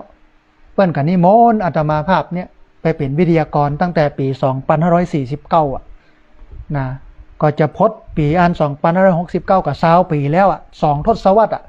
อาตมาสอนมา20ปีแล้วกับเรื่องของการทำสมาธิเนี่ยประสิทธิภาพในการดำเนินชีวิตนั้นมันจะเกิดขึ้นได้ต้องมีสติท่านผู้ฟังในยุคที่มีสิ่งเร้าคอยดึงความสนใจอยู่ตลอดเวลาอย่างโทรศัพท์เดี๋ยวนี้ต่างประเทศเปิ้นบ่ค่อยเฮือละอ่อนเล่นโทรศัพท์แล้วเนอะแต่ประเทศไทยนี่บ่โทษตาพอกับโทรศัพท์ตาเป็นพูดเป็นแสงสติเนี่ยมันจะคอยเตือนบ่ให้เฮานั้นหลงลืมไปกับสิ่งยั่วยุทำจิตทำใจให้ตั้งมั่น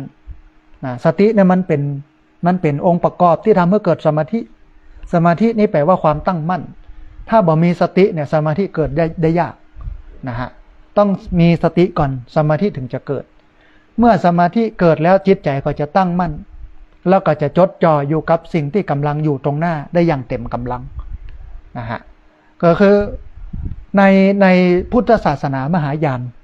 หลวงพ่อติสนัทหันที่เปิ้นเสียชีวิตไปแล้วที่เปิ้นเป็นพระนักปฏิบัติธรรมเนี่ยเปิ้นบอกว่าจงล้างจานเพื่อล้างจานนะจงล้างถ้วยเพื่อล้างถ้วยหลายคนล้างถ้วยอยู่ใจไปอยู่ตรงไหนบอกโหป้นไปอยู่กาดอยู่ลีอยู่หั่นอยู่นี่อ่ะมันบ่ใช่ล้างถ้วยเพื่อล้างถ้วยหรอกแต่ถ้าเป็นล้างถ้วยเพื่อล้างถ้วยเนี่ยใจมันก็อยู่กับการล้างถ้วยอันนี้คืออยู่กับปัจจุบัน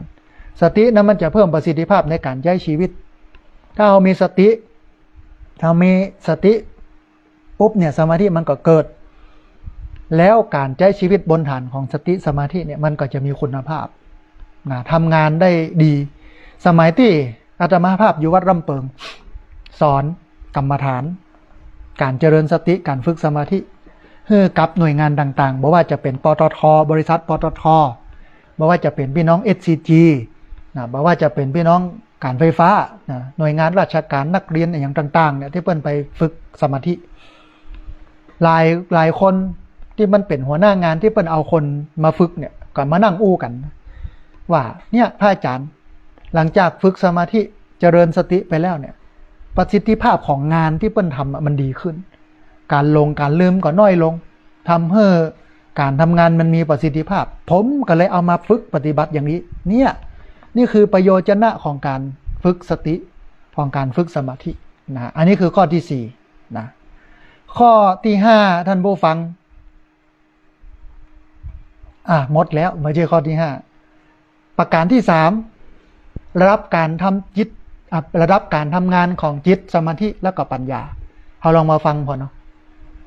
เพื่อให้เกิดความสับสนในการใช้งานแล้วก็การปฏิบัติธรรมสติก็ดีสมาธิก็ดีปัญญาก็ดีมันสามารถจำแนกสภาวะธรรมและหน้าที่ลักออกจากกันเป็นสามระดับ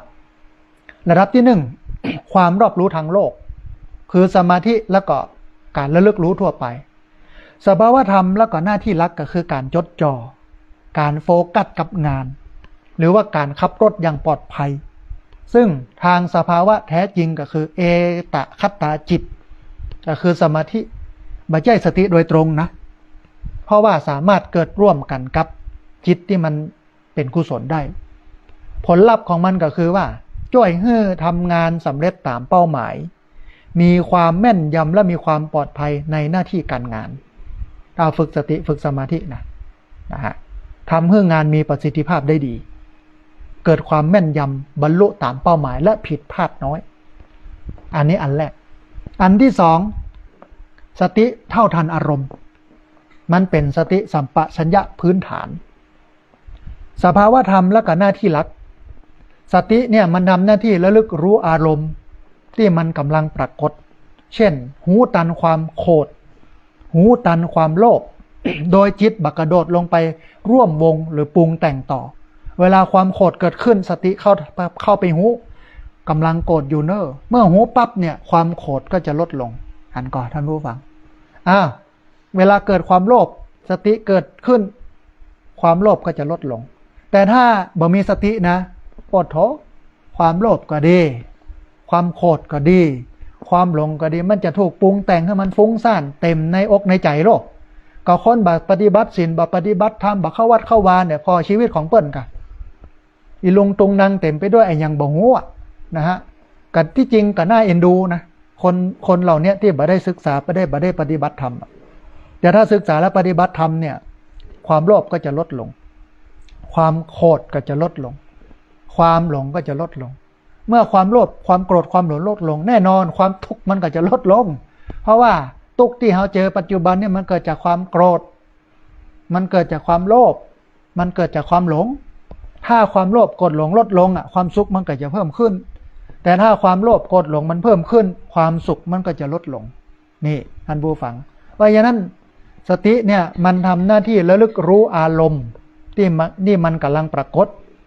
เสร็จแล้วถ้ามันเป็นความโลภโกรธหลงที่มันปรากฏความโลภโกรธหลงก็จะลดลงนะฮะ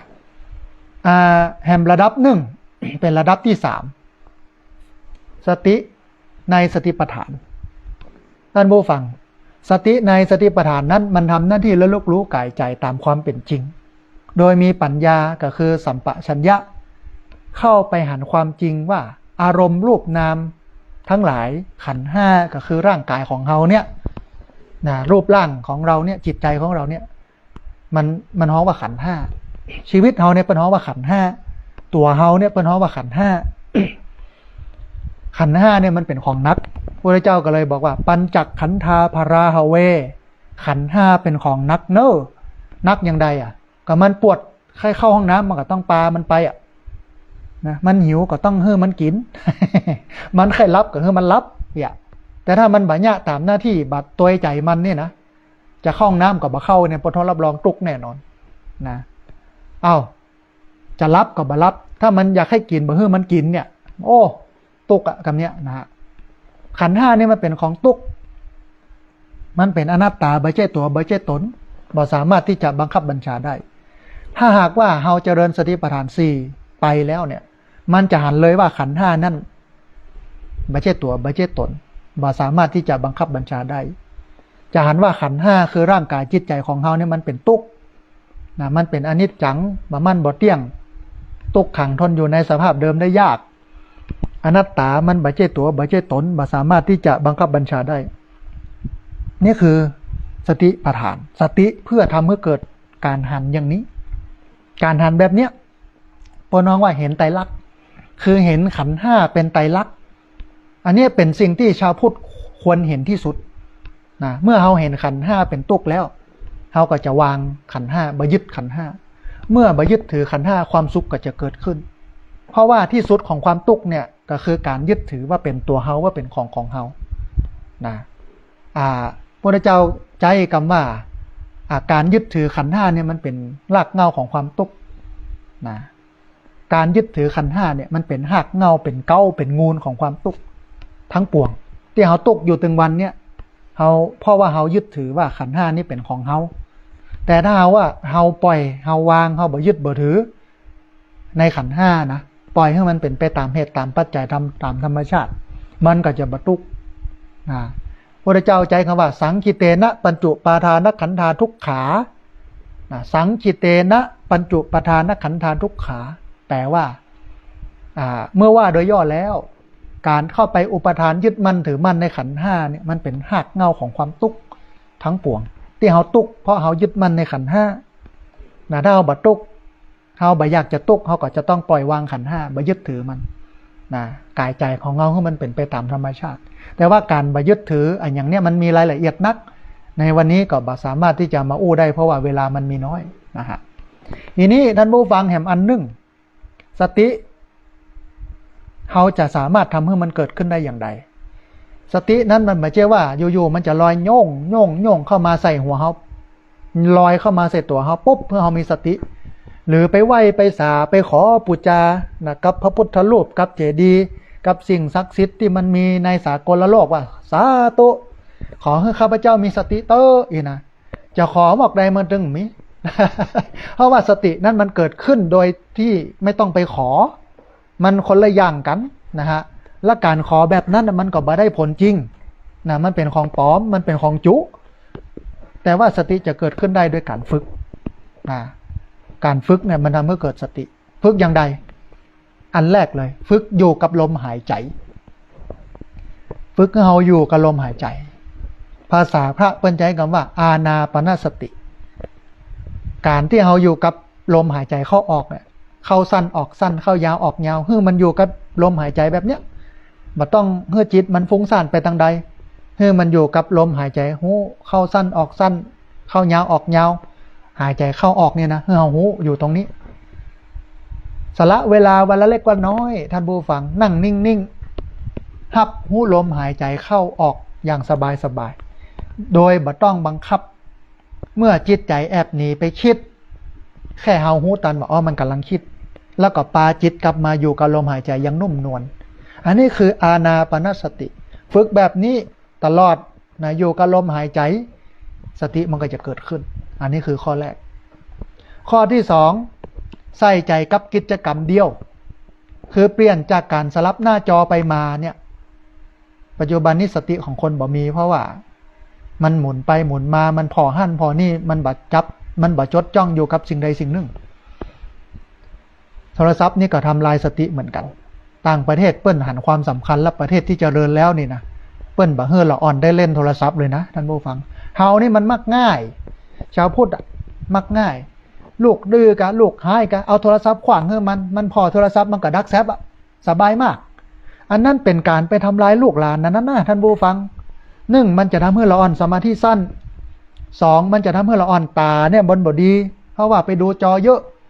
มีโยมแม่คนหนึ่งตาบดีอยู่ในลำปางเนี่ยเปิ้นก็มาหาพร้อมกับเจ้าหมู่มาทำบุญก่อนที่จะรอเตียนเข้าพรรษานี่กะเปิ้นก็อู้เลยว่าตาข้าเจ้าบดีละพ่อบอกให้หันละแล้วเปิ้นก็บอกมาเลยว่าที่มันบอกให้หันเนี่ยก็ย้อนดูโทรศัพท์เยอะต่างประเทศเนี่ยเปิ้นหันความสำคัญเปิ้นหันปัญหาแล้วนะเปิ้นก็เลยบ่ฮื้อละอ่อนใจโทรศัพท์สั่งห้ามเลยนะฮะอันนี้คือต่างประเทศเพราะฉะนั้นเนี่ยการจะทำให้สติมันเกิดได้เนี่ยมันต้องใส่ใจในกิจกรรมเดียวเปลี่ยนการสลับหน้าจอไปมาเป็นการระลึกรู้ในสิ่งที่ทำทีละอย่างเช่นเวลากินข้าวเอาหูรสชาติแล้วก็อาการกำลังเคี้ยวอยู่กำลังลืนอยู่รสชาติ ปรี้ยวหวานมันเค็มลำบะลำเฮาหูมันเวลาเดินรู้สึกถึงร่างกายที่กำลังเคลื่อนไหวนะโดยเปิดโทรศัพท์พอไปตัวบางคนนี่เปิดพอไปตัวไปตกกลุ่มตกต่อไปจนหั่นจนนี่เกิดอุบัติเหตุตายไว้ก็มีนะฮะเป็นอีน้องคนหนึ่งเป็นนักศึกษาเตียวในมหาวิทยาลัยเอาโทรศัพท์มาพอไปตัวกดหั่นกดนี่ตกต่อแข่งไปขำต่อนะที่มันเป็นซีเล็กนะที่เปิ้นกันนะอย่างไว้ที่ต่อที่ปิดต่อเอาแข่งไปขำต่อเพราะว่าพอโทรศัพท์เดินไปตัวเพราะฉะนั้นสติมันจะเกิดขึ้นได้โดยการใส่ใจกับกิจกรรมเดียวท่านผู้ฟังนะฮะแถมอันหนึ่งติดสัญญาณเตือนก่อนตอบโต้ติดสัญญาณเตือนก่อนตอบโต้หมายความว่าเมื่อเจอเรื่องกระทบกระทั่งใจหรือกำอู้ที่มันบ่ถูกใจเฮาสูดลมหายใจเข้าลึกๆหายใจออกยาวๆเพื่อเรียกสติให้กลับมารักษาจิต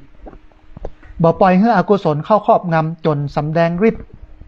แสดงพฤติกรรมการกระทำกำอู้ที่มันบดีออกไปอันเนี้ยคือสิ่งที่สำคัญถึงวันนี้ที่มันบุบหูตีตากันก็ย้อนบ่มีสติเนี่ยขับรถขับลาไปรถไปจุไปจนไปปาดหน้าปาดตาบางครั้งบางทีบ่จุบ่จนนะปาดกันบ่ได้เนี่ยนะฮะสติขาดแล้วอ่ะจอดรถลงไปกันยิงกันก็มีจอดรถมาเจรจากันถ้ามันจนกันนิดหน่อยนะตีกันแทนที่จะเสียสตังค์กับการไปซ่อมรถอย่างเดียวที่มันลุหันกลายเป็นว่าต้องมาเสียสตังค์กับทะเลาะวิวาทกันแฮมเผลอเสียชีวิตแฮมนะเพราะรถจนกันน้อยเดียว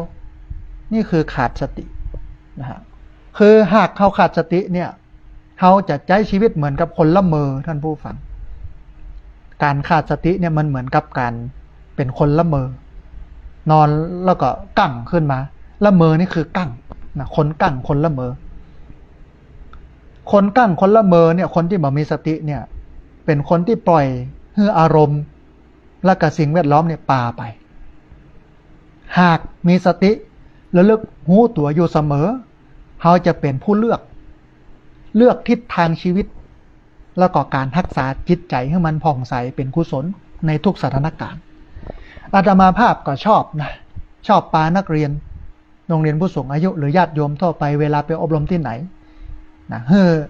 ปนมมือแล้วก็ว่าตามว่าใจใสเป็นบุญใจคุณเป็นบาป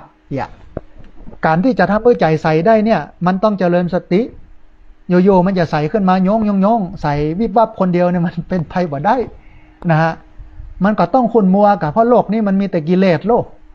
แล้วก็เป็นโลกนี้มันมีสิ่งยั่วเย้าคือกิเลสเยอะมันก็เลยทำให้ใจเศร้าหมอง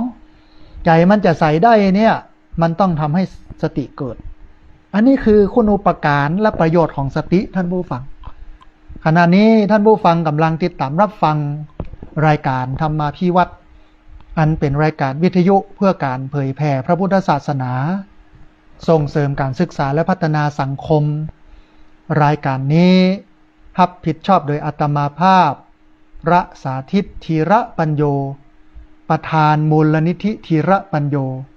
ตั้งอยู่ณที่พักสงฆ์สถาบันธรรมาภิวัตรบ้านศพเตินตำบลศพปาดอำเภอแม่เมาะจังหวัดลำปางรายการนี้ออกอากาศทุกวันอังคารในเวลา 3:00 ไปจนถึง 5:00 ผ่านทางสถานีวิทยุในเครือข่ายสถานีวิทยุคลื่นสีขาวเพื่อชาวประชาซึ่งมีอยู่หลายคลื่นหลายสถานีหลายจังหวัดออกอากาศผ่านทาง Facebook ไลฟ์ซึ่งเป็นไลฟ์สดของสถานีวิทยุวัดไฝหินจังหวัดเชียงใหม่และ Facebook ของอาตมาภาพพระสาธิตธีระปัญโยบันทึกเทปเอาไปออกอากาศผ่านทางสถานีวิทยุเพื่อการศึกษาและพัฒนาอาชีพRadio Network FM 99.50 เมกะเฮิรตซ์ของวิทยาลัยเทคนิคกฟผแม่เมาะทุกวันศุกร์ในเวลา 8 โมงเมื่อเจ้าเป็นต้นไปและบันทึกเทปเอาไปออกผ่านทางเพจของมูลนิธิธีระปัญโยซึ่งท่านผู้ฟังสามารถไปติดตามรับฟังย้อนหลังไปก๊อปปี้ลิงก์ไปคัดลอกลิงก์เอาไปส่งเอาไปแชร์ให้กับญาติธรรมทั้งหลายได้ยินได้ฟังกันได้แถมตัวนะฮะท่านผู้ฟังก่อนที่จะเปิดสายให้ท่านผู้ฟังที่ฟังอยู่ทางบ้าน จะได้โทรเข้ามาร่วมอู้ร่วมเอ่ยกันจะได้โทรเข้ามาร่วมแสดงความคิดความเห็นกันนะฮะทบทวนกันแหมสักน้อยนึงเนาะวันนี้นะใครบ่ต้องโทรมาเด้อเนอะหลังจากจัดรายการเพราะว่า7 โมงเมื่อเจ้าก็จะพานักเรียนโรงเรียนผู้สูงอายุไปศึกษาดูงานที่โรงเรียนผู้สูงอายุตำบลหลวงเหนือ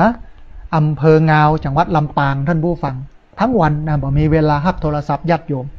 ต้องเป็นวิทยากรบรรยายอันนั้นนี่เนอะอันนี้อันนั้น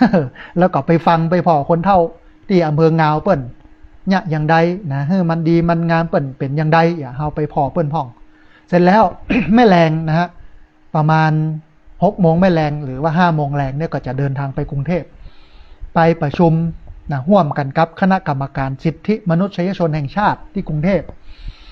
ครับมากำปุ้นวันที่27นะฮะแต่เฮาก็ยังมีวันเสาร์วันติดเนาะวันเสาร์วันอาทิตย์เนี่ย8 โมงถึง 9 โมงสามารถติดตามรับฟังรายการธรรมาภิวัตน์ได้รายการธรรมาภิวัตน์จะมี4 วันท่านผู้ฟังติด1เขาเจอกัน4 วัน1วันอังคารตะวันนี้วันอังคารนี้จะออกเวลา 5:00 ถึง 7 โมงไม่เจ้านะฮะวันอังคารนี่นะ 5:00 ถึง 7 โมงวันพุธนะอย่างวันเนี้ยวันพุธออกอากาศ 3:00 ถึง 5:00 และวันเสาร์วันอาทิตย์ 8 โมงถึง 9 โมงได้หลายช่องทางแต่ว่านี่มีโยมจากสหรัฐอเมริกานะแคลิฟอร์เนียเปิ้นเข้ามาชมมาพอมาฟังตัวนะฮันก็อันมันบ่ใช่ว่าออกเฉพาะวิทยุนะท่านผู้ฟังออก Facebook ไปทั่วประเทศทั่วโลกนะฮะอันถ้าเป็นนั้นวิทยุเฮาก็ออกเฉพาะ8 จังหวัดภาคเหนือเชียงใหม่ลำพูนลำปางแม่น่านพะเยาเชียงรายแม่ฮ่องสอนนะฮะอันนี้เรื่องแรกเรื่องที่2ก็อู้ถึงเรื่องสติเนาะเหมือนที่ได้บรรยายมาได้กล่าวมาเป็นเรื่องเป็นฉากเพราะฉะนั้นสติเป็นสิ่งที่สำคัญอย่างแรกไม่ควรทำลายสติคือบ่ไปกินเหล้าเมายาคนที่ดื่มเหล้าคนที่สูบยาบ้าสูบยาเสพติดอื่นๆทำให้มึนเมาเนี่ยนี่คือการทำลายสตินะฮะเพราะฉะนั้นเราต้องรักษาสติก็ขนาดเรามีสติใช้ชีวิตยังทุกข์ยากปานอี้แล้วคนที่เปิ้นบ่มีสติมันจะใช้ชีวิตแบบทุกข์ยากจ้าไปขนาดไหนในการจะเจริญเติบโตเพราะฉะนั้นต้องหนีให้ไกลพวกนี้นะวัดวาอารามต่างๆเนี่ยอาตมาภาพเป็นคนหนึ่งที่บ่ค่อยหุมไปงานต่างๆเพราะว่างานต่างๆที่เปิ้นจัดกันเนี่ยมันจัดเอาวัดเป็นบาร์เอาศาสนาเป็นบ่อนคือคนมากินเหล้าเมายาคือคนมาเต้นประโจะประโจงนะอันท้ายที่สุดก็พิษลูกพิษเมียก็ตีหัวกันไปทะเลาะวิวาทฆ่าแกล้งกันเริ่มต้นจากงานวัดมันน่าอานาถนะฟังแล้วมันน่าอานาถมันก็จะต้องทำให้ใสให้ดีและหลายคนก็บอกว่าใครจะไปยะได้พระอาจารย์อย่างนั้นก็ยะมาแล้ววันที่20ที่ผ่านมาเนี่ยเปิ้นหล่อเตียนเข้าพรรษาคนมาเกือบ 2,000 คนเหล้ามีสักยศบุหรี่มีสักเบ้าดนตรีก็มีกาซอละอ่อนมาซออย่างเงี้ย 2-3 คณะอย่างก็ม่วนดีเนี่ยนะมันก็เป็นศีลเป็นธรรมเนี่ยอันนี้คือบุญแท้ๆบุญ 100% โลกบ่ได้เอาบาปมาสูญหลายคนก็บอกว่าแล้วมันจะไปได้สตังค์ยังก็จัดเพื่อให้คนมามีศีลมีธรรมจะไปจัดเอาสตังค์อย่างใดสตังค์นั้นมันเป็นอันที่2อันแรกก็คือต้องการให้โยมมาฝึกหัดคัดเก่าตัวเก่าตามหลักศีลสมาธิปัญญาสตังค์นั้นมันเป็นเรื่องที่2แต่ถ้าเอาสตังค์เป็นเรื่องแรกมันก็ทำลายศีลธรรมได้เงินแต่ศีลธรรมของคนเสื่อมทรามลงอันนี้อาตมาภาพบ่ยะมันบ่ดีนะเพราะฉะนั้นถ้าจะได้มามันก็ต้องได้มาโดยถูกโดยต้องนะฮะอันนี้คือเรื่องที่2เรื่องที่3เรื่องของการสร้างพระธาตุเจดีย์ท่านผู้ฟังท่านอาจารย์พระครูอภิวัฒนวิกรมเปิ้นก็บอกไว้ว่าเดี๋ยวถ่ายรูปเจดีย์มาให้กำเนิดที่สร้างไปแล้วนะเนาะเปิ้นก็จะหาเจ้าภาพมาให้นะฮะเดี๋ยวก็ต้องอู้กับเจ้าภาพเก่าก่อน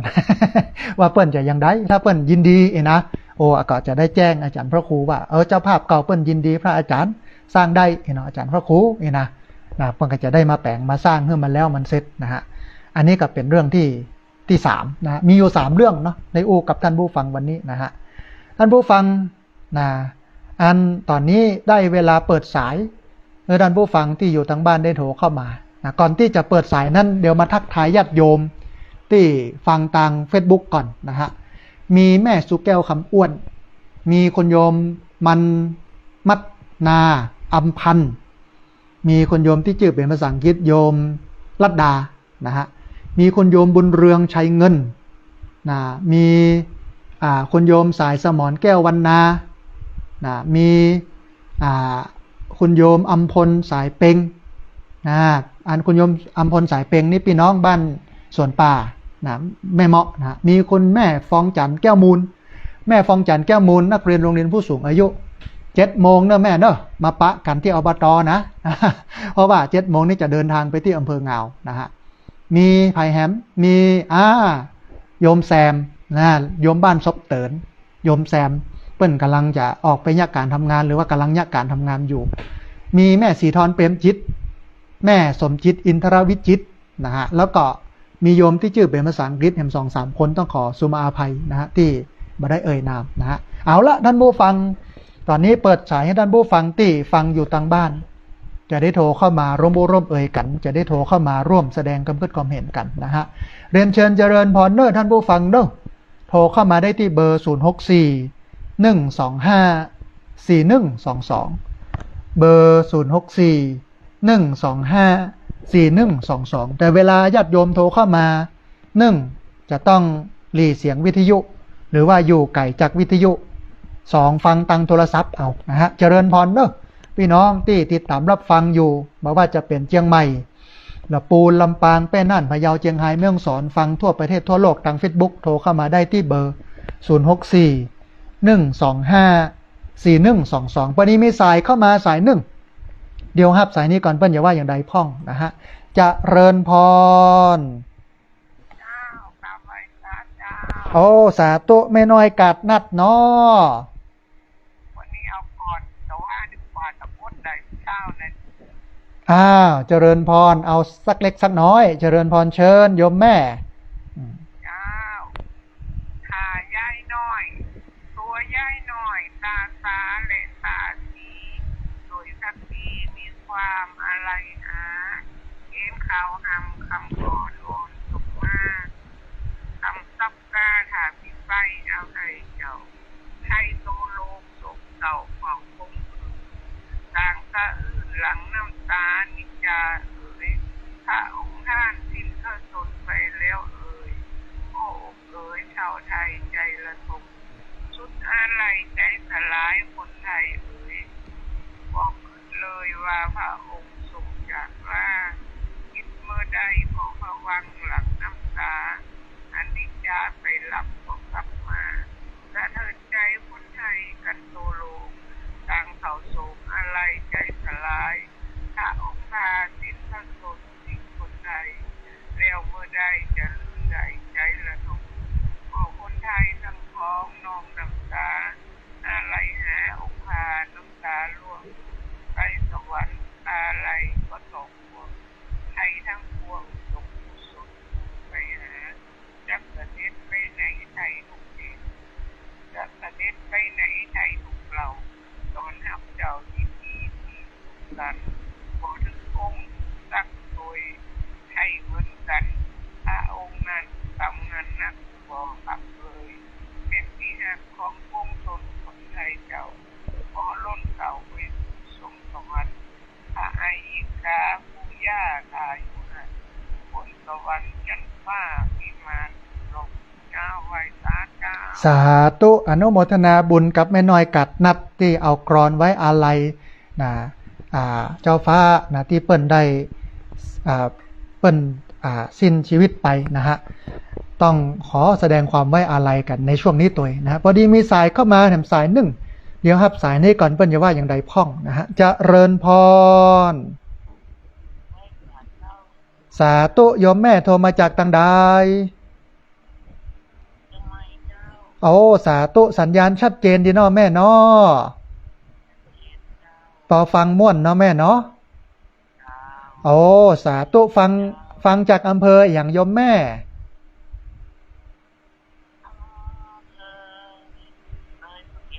อำเภอดอยสะเก็ดเนาะแม่เนาะอนุโมทนาบุญกับแม่เนาะที่ติดตามรับฟังแล้วก็โทรเข้ามาให้กำลังใจกันเนาะ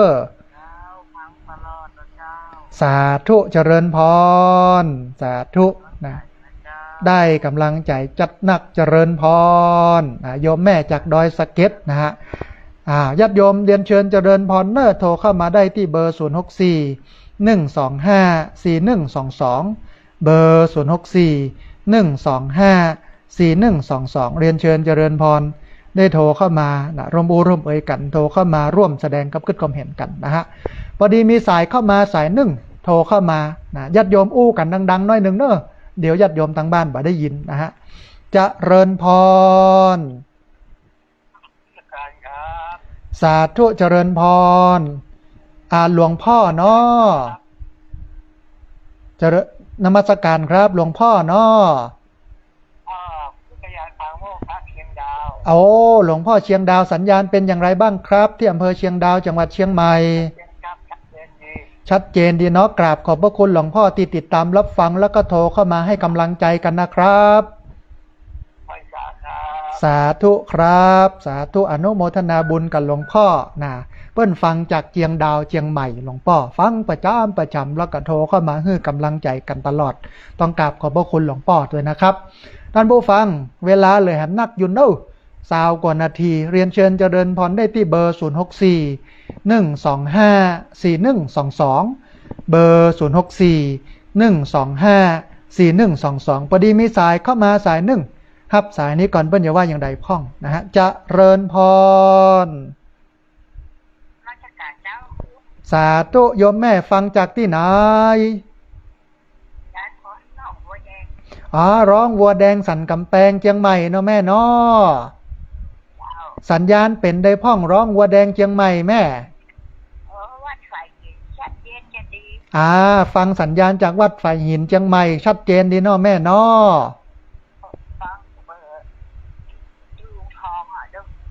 ฟังตั้งแต่เจ้าเวลานะเนาะตีสองมาแล้วปดโทอันนี้เป็นแฟนพันธุ์แท้แล้วเนี่ยนะปอม่วนปองานอยู่เนาะแม่เนาะอนุโมทนาด้วยเนอเนี่ยรอเจ้ารอเทนะฟังขายทอดมาครับม่วนดีเนาะแม่เนาะฟังเปิ้นนั่นมากินมาตานกันเนาะเฮาก็อยู่ตั้งบ้านก็ฟังวิทยุแล้วร่วมอนุโมทนาบุญกับเปิ้นไปตัวเนาะแม่เนาะสาธุอนุโมทนาบุญกับโยมแม่ร้องวัวแดงสันกำแพงเด้อสาธุนะโยมแม่จากร้องวัวแดงสันกำแพงนะฮะท่านผู้ฟังเรียนเชิญเจริญพรเด้อที่เบอร์064 125 4122เบอร์064 125 4122พอดีมีสายเข้ามาสายหนึ่งเดี๋ยวครับสายนี้ก่อนเปิ้ลอย่าว่าอย่างใดพ่องนะฮะเจริญพรสาธุโยมแม่แนะนำตัวน้อยฟังท่านอาจารย์กินแน่สาธุสัญญาณเป็นได้พ่องแม่ชัดเจนดีก็ชัดเจนดีเจ้าวันนี้วิทยุชัดเจนดีเจ้าอนุโมทนาบุญกับโยมแม่ที่ติดตามรับฟังบ่ละบ่ลืมกันเนอะเจ้าทุกมาเป็นกำลังใจให้ท่านอาจารย์เนอะได้กำลังใจจัดนักเลยโยมแม่อนุโมทนาบุญสาธุเจริญพรโยมแม่โทรเข้ามาให้กำลังใจกันนะฮะเรียนเชิญเจริญพรพี่น้องที่เบอร์064 125 4122เบอร์064 125 4122พอดีมีสายเข้ามาสายหนึ่งเดี๋ยวครับสายนี้ก่อนเปิ้ลอย่าว่าอย่างใดพ่องนะฮะเจริญพรสาธุแม่คำนวณเจ้าซ้อนเมืองปานลำปางเนาะแม่เนาะสัญญาณเป็นได้พ่องแม่วันนี้ชัดเจนพ่องกอชัดเจนดีเจ้าทำนี้ผ่านมีฝนในการได้สร้างนี้ถ้าเป็นราเป็นฝนก็ตึ้งได้เชียงนี้มันสัญญาณบ่ค่อยดีเนาะถ้าฟ้าฝนมาเนาะฟังตั้งแต่เจ้าบุรกะแม่เป็นได้พ่องวันนี้ธรรมะวันนี้เป็นได้พ่องสุดยอดค่ะ ฟังแล้วชื่นใจเนาะแม่เนาะจะได้คนที่มันนั่นนี่เปิดมาได้ฟังคนที่จิตใจเปิดมาได้เปิดแบบว่าเปิดมาได้ต้องได้ห้องจิตใจเปิดมันคนที่มัน เป็นไม่ได้ฟังมาตั้งหนึ่งนี่มันจะยากนะ โอ้แม่นละมันคนละอย่างกันโล หุ่มคนละอย่างเนาะ เออ จะเขาฟังอย่างนี้มันง่ายมันไม่ยังใจยากพอดยังอ่ะการคิดอันว่ามันจะเป็นยากอ่ะแม่นแต่ถ้าคนบอกฟังนี่มันบอกหูเรื่องหูราวอย่างก็กึดไปตามภาษาเขาอะนะเนาะเจ้าตกใจตามภาษาเขาน่ะแม่นเขาฟังเขาก็พ้นมาจากความทุกข์เหล่านั้นในใจเขาก็เป็นสุขนะมีธรรมะเป็นที่เปิ้งที่ตั้งที่อิงเนาะแม่เนาะเจ้าน่ะหมายถึงว่าถ้าวันได้ฟังให้ขาดทุนนะ ว่ามันได้ฟังเหมือนยาเสพติดนะซึ่งวันนี้นะเนาะ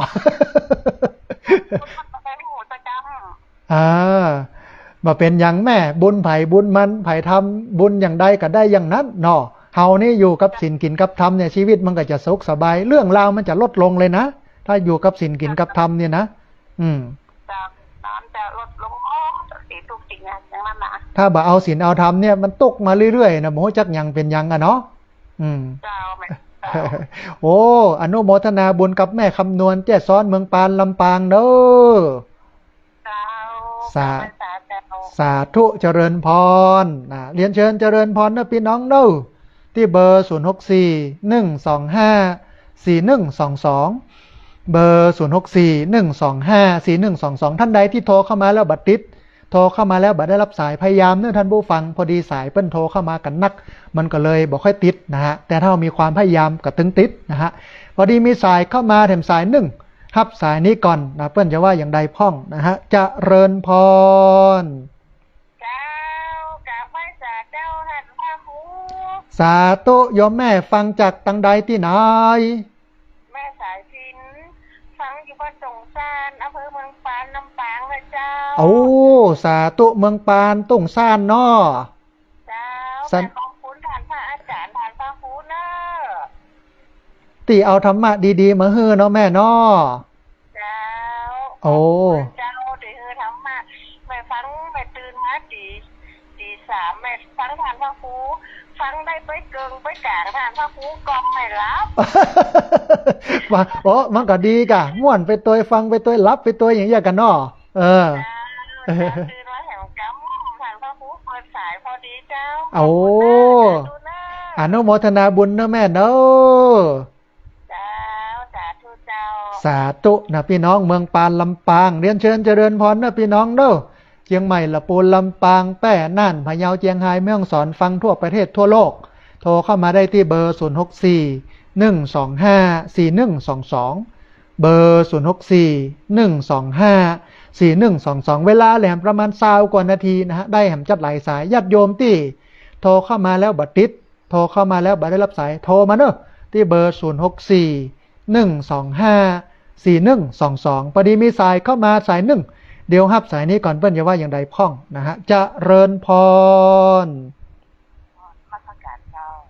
สาธุโยมแม่สัญญาณเป็นได้พ้อง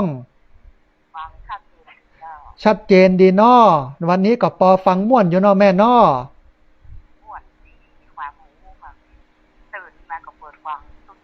เอาตื่นมากับเปิดฟังเอาธรรมะเป็นมิตรคู่เรือนเป็นเพื่อนคู่ใจเนาะแม่เนาะเอาอนุโมทนาบุญกับโยมแม่จัดนักติดตามรับฟังแล้วก็โทรเข้ามาให้กำลังใจกันเนอะสาธุเจริญพรนะสาธุโยมแม่โอ้อนุโมทนาบุญแท้ๆคือท่านผู้ฟังคนฮักธรรมนี่มันจะเจริญนะคนที่จังธรรมนี่มันจะเสื่อมพุทธเจ้าเป็นว่าไว้แบบนี้ธรรมะเทศสีปราภโวธรรมะกาโมภวังโหติคนรักธรรมเจริญคนชังธรรมเสื่อมมันตึงแต่คนที่บ่อยู่ในศีลกินในธรรมเนี่ยมันตึงบ่ม่วนบ่งันกับการใช้ชีวิตนะฮะวันนี้มีสายเข้ามาแถมสายหนึ่งฮับสายนี้ก่อนเปิ้ลจะว่าอย่างใดพ่องนะฮะเจริญพรอ๋อแม่สุแก้วคำอ้วนสารปีเชียงใหม่เนาะสัญญาณเป็นได้พ่องแม่ชัดเจนดีกอชัดเจนดีเจ้าโอ้สาธุอนุโมทนาบุญสาธุแม่สุแก้วคำอ้วนนะมีโยมที่ติดตามรับฟังทาง Facebook ของอาตมาภาพเพิ่มเข้ามาเนาะมีคุณแม่กนกพิชัยนาเมืองฝางมีคนโยมรุ่งสุริยวงศ์นะที่อันเมทะ นะกลุ่มฮักน้ำจางอนุโมทนาบุญตัวเนอะโยมรุ่งสุรีนะฮะท่านผู้ฟังเวลาเหลือหำนักอยู่เนอะได้หลายสายนะที่ฟังกันอยู่นะฮะโทรเข้ามาเนอะที่เบอร์064 125 4122เบอร์064 125 4122พอดีมีสายเข้ามาอดลุดไปตอนนี้มีสายที่บัได้ฮับอยู่ประมาณ19สายนะฮะญาติโยมที่โทรเข้ามาแล้วบัดติดโทรเข้ามาแล้วบัดได้รับสายโทรเข้ามาใหม่เนอะที่เบอร์064 125 4122เบอร์064 125 4122พอดีมีสายเข้ามาสายหนึ่งฮับสายนี้ก่อนเนอะนะฮะจะเริญพรไม่ตาเจ้าพระอาจารย์ก็แม่ฟังอยู่เนอะจากเชียงใหม่นึกเจ้าสาธุโยมแม่ชื่ออะไรยังแม่สุนาเจ้าแม่สุนาเอาอยู่หนองหานเนาะแม่เนาะสันทรายเนาะเจ้าฟังท่านกับเจ้าละเจ้าเอาสาธุสัญญาณเป็นได้พ่อแม่ชัดเจนดีก่อเจ้าจาก104เจ้าเอาอนุโมทนาบุญกับโยมแม่ที่ติดตามรับฟังบ่ละบ่ลืมกันเนอะสาธุเจริญพรโยมแม่โทรมาจากสันทรายหนองหานสัญญาณชัดแจ๋วนะฮะเรียนเชิญเจริญพรเนอะพี่น้องเนอะโทรเข้ามาได้เรื่อยๆนะฮะโดยเฉพาะคนที่โทรเข้ามาแล้วบัดติดหลายคนก็บอกว่ากดหอไม่มือปอแป๊บปนนะพระอาจารย์ต้องขอสุมาอภัยพอดีคนเปิ้นฟังกันหลายพอดีมีสายเข้ามาสายหนึ่งทับสายนี้ก่อนเปิ้นอย่าว่าอย่างใดพ้องนะฮะจะเริญพรสาธุโยมแม่แนะนำตัวน้อยสาธุสัญญาณเป็นได้พ้องแม่พอฟังได้ฟังม่วนเนาะแม่เนาะ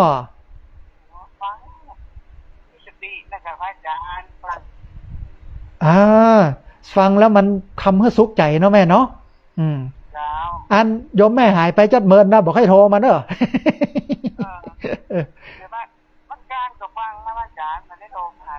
โทรมาแม่จะได้ให้กำลังใจกันโอ้อนุโมทนาบุญกับแม่จัดนักเนอะที่ติดตามรับฟังแล้วก็โทรเข้ามาให้กำลังใจกันเนอะสาธุแม่เจริญพรนะโยมแม่เพื่อนฟังประจำแต่บอกค่อยโทรนะฮะก็เลยบอกว่าโยมแม่โทรเข้ามากันพ้องกะนะฮะท่านผู้ฟังย้ำแหมกำหนึ่งวันนี้หลังจากจบรายการแล้วบัดต้องโทรมาเตื้อเพราะว่าวันนี้ยุ่งขนาดเพราะว่าจะพานักเรียนโรงเรียนผู้สูงอายุ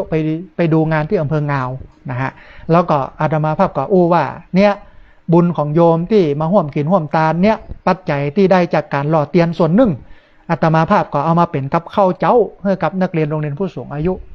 น้ำที่ญาติโยมเอามาตาลน้ำดื่มนี่นะมันเหลือแต่ว่านี่ก็ให้อบต.ขนไปเตรียมไว้ขึ้นรถให้คนเฒ่าได้กินนะ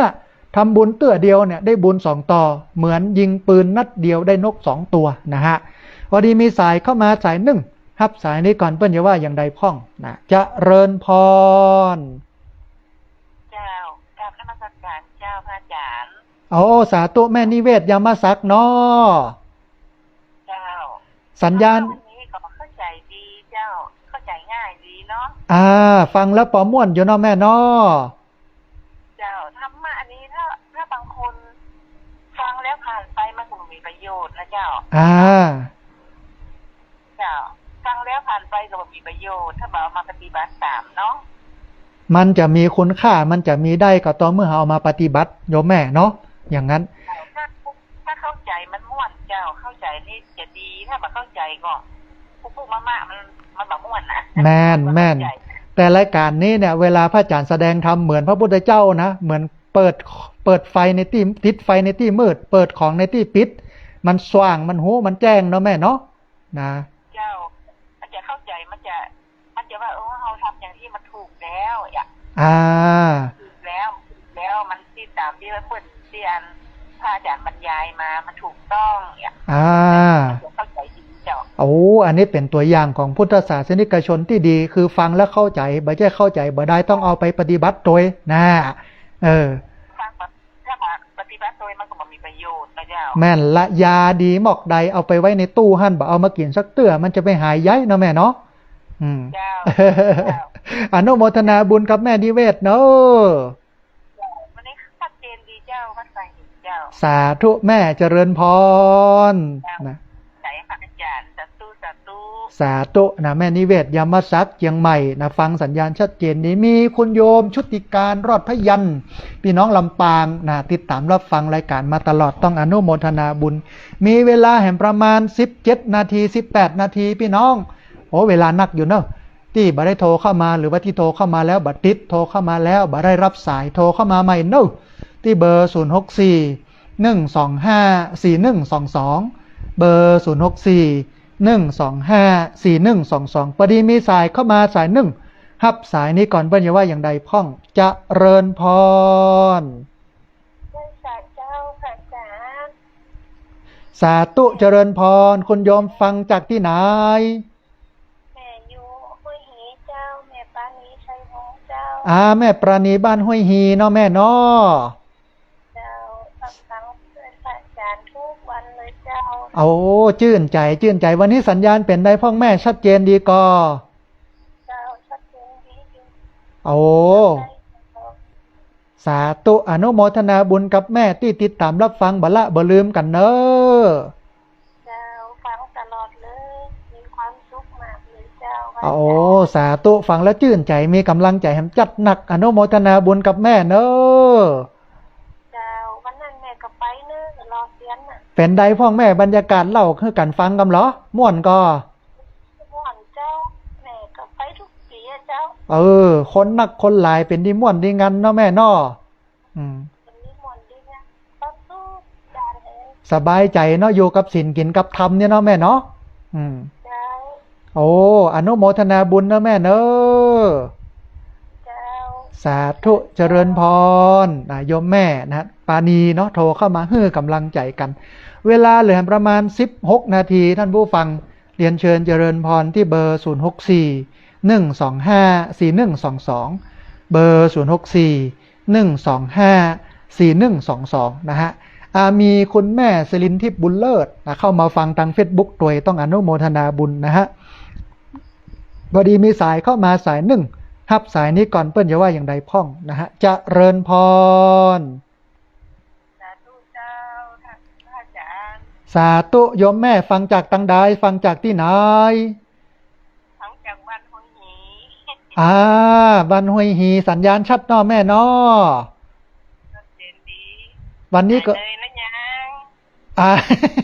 อันเหนื่อยต่อแหมวันนี้พานักเรียนโรงเรียนผู้สูงอายุไปแอวนะวันนี้แล้วก็แม่แรงจะไปกรุงเทพโยมแม่กลับวันเสาร์7แต่หายแล้วนะหันญาติโยมมานักมาหลายนี่ดีใจแม่ชื่นใจเลยหายเหนื่อยเลยโยมแม่นี่ยังน้อยแม่ไปตามเรียนนครพนมยัง87กันน่ะโด800กว่ากันเนาะนะโอ้ไม่ใช่ธรรมดานะเนาะนะฮะเนี่ยเฮากินเฮาตานเฮาม่วนเฮางันกันอนุโมทนาบุญกับแม่ที่ติดตามรับฟังแล้วก็โทรเข้ามาให้กำลังใจกันเด้อฟังตลอดแต่แม่บ้านน้ำได้โทรก็ได้โทรมาพ่องจะได้มีกำลังใจอนุโมทนาบุญแม่โอ้แม่นละเนี่ยกินนั่นกินหวานตาลม่วนแต่เนาะแม่เนาะโอ้สาธุเนาะแม่เนาะแม่นมันปอม่วนปองงานอย่างเงี้ยเป็นแล้วมันเป็นงานบุญแต่มันเหมือนมีเหล้ามียามีความวุ่นวายเนาะแม่เนาะอนุโมทนาบุญกับแม่เนาะสาธุเจริญพรสาธุนะโยมแม่บ้านห้วยฮีนะโทรเข้ามาให้กำลังใจกันเวลาแหลมจัดนักนะประมาณ10กว่านาทีท่านผู้ฟังเรียนเชิญเจริญพรที่เบอร์064 125 4122เบอร์064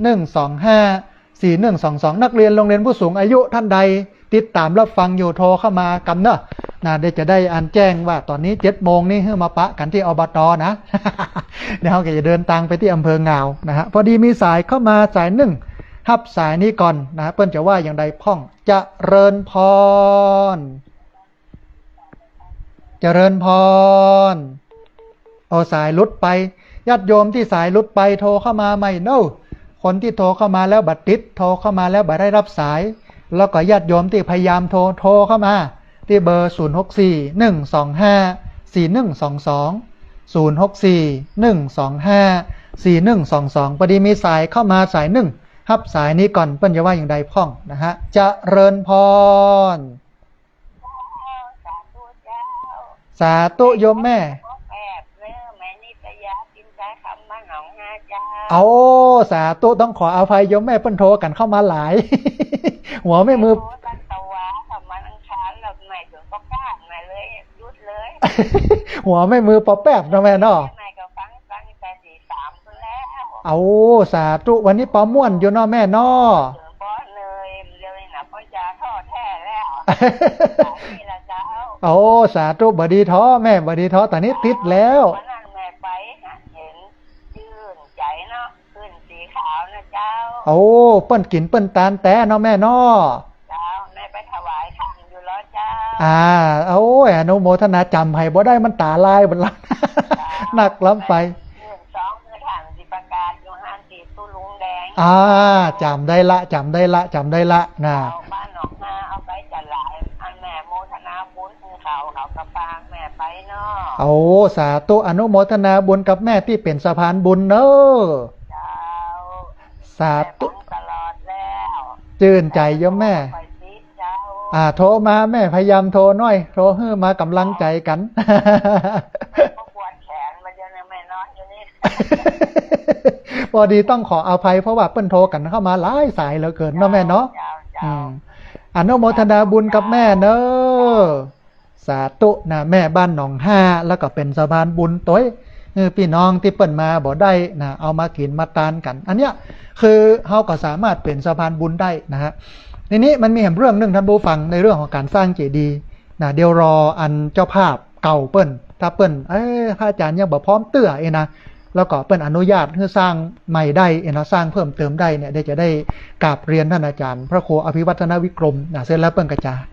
อู้เอ๋ยกับศรัทธานะได้มาสร้างกันนะฮะเนี่ยมันก็จะเป็นอานิสงส์นะอาตมาภาพก็บอกกันลูกศิษย์ลูกหาที่อยู่ด้วยกันคนเฒ่าคนแก่นะว่า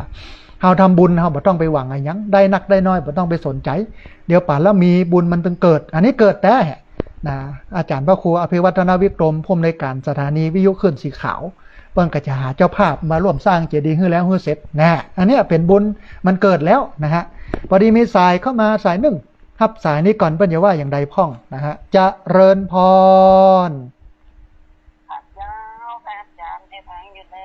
สาธุแม่ฟังอยู่ที่ไหน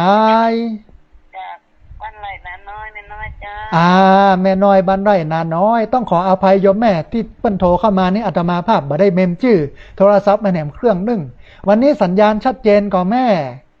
ชัดเจนดีเจ้าโอ้ธรรมะพอฟังม่วนอยู่เนาะแม่เนาะเจ้าฟังม่วนแม่ติดตามทุกตนทุกองค์นะแม่ฟังอยู่ตลอดนะเนอะโอ้สาธุฟังแล้วชื่นใจเลยโยมแม่อนุโมทนาบุญกับแม่เนอะเจ้าไม่เป็นกำลังใจเนอะพระอาจารย์เนอะได้กำลังใจจัดนักแม่อนุโมทนาสาธุนะโยมแม่บ้านไร่นาน้อยแม่น้อยนะบ้านไร่นาน้อยโทรเข้ามาให้กำลังใจกันญาติโยมที่โทรเข้ามาเนี่ยต้องขออภัยบางครั้งบางทีเนี่ยมันเสียงมันอาจจะเป็นวัดเนี่ยญาติโยมโทรเข้ามาอาตมาก็จำบ่ได้นะฮะแล้วก็คือโทรศัพท์เนี่ยมันบ่ได้เมมชื่อไว้ว่าไผเป็นไผมันแหมเครื่องนึงแต่ว่าหลังจากที่จัดรายการแล้วก็จะโอนเข้าเครื่องลัดนะบางมีถ้าโทรเข้ามาเนี่ยก็จะสามารถบันทึกชื่อได้นะฮะแต่ว่าวันนี้จะไปโทรด้วยนะหลังจากเนี้ยเพราะว่าเดี๋ยวจะต้องเตรียมตั๋วไปที่อื่นแล้วก็มีภารกิจเยอะนะฮะพอดีมีสายเข้ามาสายหนึ่งนะครับสายนี้ก่อนเปิ้นจะว่าอย่างไรพ่องเจริญพรเจริญพรเจริญพรขอสุมาเตอร์ขอตัดสายนี้ไปเจริญพร3เตื้อแล้วยังดักแซบอยู่ต้องขออภัยเนอะโยมแม่โยมป้อที่โทรเข้ามาเนอะโทรเข้ามาใหม่ได้ที่เบอร์0641254122เบอร์0641254122เหลือเวลาให้ประมาณสักเกือบ10นาทีนะฮะพอดีมีสายเข้ามาสายหนึ่งรับสายนี้ก่อนเปิ้นอย่าว่าอย่างใดพ่องนะฮะเจริญพรเจริญพรโอ้สาธุโยมแม่ลีวิทยุน้อยหนึ่งเด้อพอดีเสียงมันสะท้อนมาเนาะนะ หลีวิทยุแล้วก็ฟังทางโทรศัพท์เอาโยมแม่สัญญาณมันจะชัดเจนดีแต่ถ้าโยมแม่เปิดวิทยุเนี่ยเสียงมันจะก้องเรียบร้อยละโยมแม่ฟังจากที่ไหนโยมแม่ฟังจากที่ไหนโยมแม่ฟังจากทางใดที่ไหนเอาอำเภอเสริมงามจังหวัดลำปางเนาะสัญญาณเป็นได้พ่องแม่ชัดเจนดีกอชัดเจนดีเจ้าเอาฟังแล้วปอม่วนอกม่วนใจเนาะแม่เนาะเจ้าสาธุโยมแม่ชื่ออะไรยังแม่พันเจ้าแม่พันอยู่อำเภอเสริมงามเนาะแม่เนาะเอาสาธุอนุโมทนาบุญกับแม่เนอะที่ติดตามรับฟังแล้วก็โทรเข้ามาเนอะแม่ฟังตลอดเจ้าโอ้ชื่นใจอนุโมทนาบุญสาธุนะแม่พันจากอำเภอเสริมงามบอกฟังประจำนะฮะเวลาเลยประมาณสัก8 นาทีท่านผู้ฟังนะเวลาท่านผู้ฟังโทรมาเนาะฮือหลีวิทยุอยู่ไกลๆวิทยุแล้วก็ฟังทางโทรศัพท์สัญญาณมันจะชัดเจนเหลือเวลา7 นาทีท่านผู้ฟังเรียนเชิญเจริญพรได้ที่เบอร์064 125 4122เบอร์064 125 4122โดยเฉพาะญาติโยมที่โทรเข้ามาแล้วบัดติดโทรเข้ามาแล้วบัดได้รับสายโทรเข้ามาใหม่เนอะที่เบอร์นี้นะฮะพอดีมีสายเข้ามาสายฮับสายนี้ก่อนเปิ้นจะว่าอย่างใดพ่องจะเริญพรสาธุโยมแม่สัญญาณเป็นได้พ้องดีเจ้าชัดเจนได้พังทุกวันแล้วไก่แม่ยศเบอร์ปัตตานีใหญ่คำนี้ตี 3ก็นั่นแม่จะตั้งใจจะไปนะแล้วก็ไปหาน้องเป็นจุอยู่วัดตอนพญาทุกวันอย่างว่าบอลของแก้วมันไม่ได้อยู่ว่าไปส่งอีแม่กำเก้อแม่มันไม่อยากไปส่งอีแม่อีแม่อยู่บ้านต้นยางเจ้าเอาลำปางนี่เนาะลำปางบ้านต้นยางเคยมาก่อนกาดต้นยางหั่นกะเจ้าเคยอันตำบลพี่ชัยเนาะแม่เนาะเจ้าตำบลพี่ชัยเจ้าแม่ขายของอยู่ตลาดนั่นยกมาเยอะแม่ทำเล็กไว้ขายเนี่ยเพิ่นว่าอันกาดต้นยางนี่ลาบต้นยางมันลำเลยนะเพิ่นว่านะแม่ขายแกงบอลมันจะส่งลูกมาจบอันจบย้อนแกงบอลนี่เนาะเจ้าอีแม่เพ็ญศรีแม่เพ็ญศรีเนาะบ้านต้นยางเนาะแม่เนาะบ้านต้นยางตำบลพี่ชัยอุดหนุนน้ำขุนกอนนะไม่ใช่จัดเรียนอนุโมทนาบุญกับแม่แต่ที่ติดตามรับฟังแล้วก็โทรเข้ามาเนอะแม่เนอะเจ้าน้ำนี้อย่างแม่ถ้าลูกแม่ไม้แม่จะให้ไปส่งมากินมาตันห่วมกันเนอะแม่เนอะขอให้แม่อยู่ดีมีสุขเนาะอายุมันขวัญยืนอยู่ดีมีสุขเนอะแม่เนอะเจ้าวันเกิดให้แม่ปีนี้พอดีนายแม่จะไปรับบุญเลยเด้อสาธุแม่เจริญพรสาธุโยมแม่เปิ้นอันขายแกงบอลหรออยู่ที่ตลาดต้นยางตำบลพี่ชัยพี่น้องที่อยู่กับหมู่นั้นเนี่ยไปแอวไปแหวงไปอุดหนุนกันเด้อแกงบอลนะมันลำไปอย่างนึงเด้อแกงบอลนะฮะท่านผู้ฟังเวลาเหลือประมาณสัก2 นาทีเรียนเชิญเจริญพรที่เบอร์064 125 4122เบอร์064 125 4122พอดีมีสายเข้ามาสายฮับสายนี้ก่อนเปิ้นอย่าว่าอย่างใดพ่องนะฮะจะเริญพรสาธุโยมแม่ฟังจากตังใดโยมแม่ฟังจากดอยสะเก็ดเนาะแม่เนาะบ้านตะคูน้อยครับสาธุสัญญาณเป็นได้พ่องแม่สัญญาณชัดเจนดีกอสาธุโยมแม่ฟังทำบุญสาธุได้ฮับแล้วนะโยมแม่ชื่ออะไรยังแม่บุญเพียรเป็นก่อนแม่บุญเพียรอนุโมทนาบุญกับแม่บุญเพียรที่ติดตามรับฟังแล้วก็โทรเข้ามาให้กำลังอกกำลังใจกันเนอะแม่เนอะสาธุบุญจัดสรรโลกมาปะกันแฮมเนาะตอนนั้นอันตมาภาพเป็นเนนอยู่โลใช่ โอ้สาธุได้ปะกันหันอาตมาภาพก็ใหญ่ตัดหันแล้วก็มาลำปางเอาเรื่องการเจริญสติเนี่ยการปฏิบัติธรรมแบบวัดลำเปิงมาใจที่นี่มันก็ก้อยๆเนี่ยก้อยๆทำกันไปเนาะแม่เนาะท่านก็ดีขึ้นมากนะก็ทำเนาะก้อยๆไปกำน้อยแต่ยังบ่ดีแต่เตื้อ ยังขาดแหมหลายอยู่สร้างบุญสร้างกุศลไปสร้างความนะครับโอ้สาธุโอ้อนุโมทนาบุญกับโยมแม่เนอะหวงทำรักษาสุขภาพดีนะเจ้าอย่างเดียวกันเนอะแม่เนอะรักษาสุขภาพเนอะต่อไว้จ้าเจ้าสาธุเจริญพรโยมแม่นะอดีตเคยอยู่วัดลำเปิงโดยกันเปิ้นไปปฏิบัติธรรมนะเอาละท่านผู้ฟังงดรับสายไว้แต่เพียงเท่านี้เหลือบแลพอเวลาของรายการธรรมาภิวัตรหมดลงแล้วนะเขาจะปะกันทำไมเนอะทุกวันเสาร์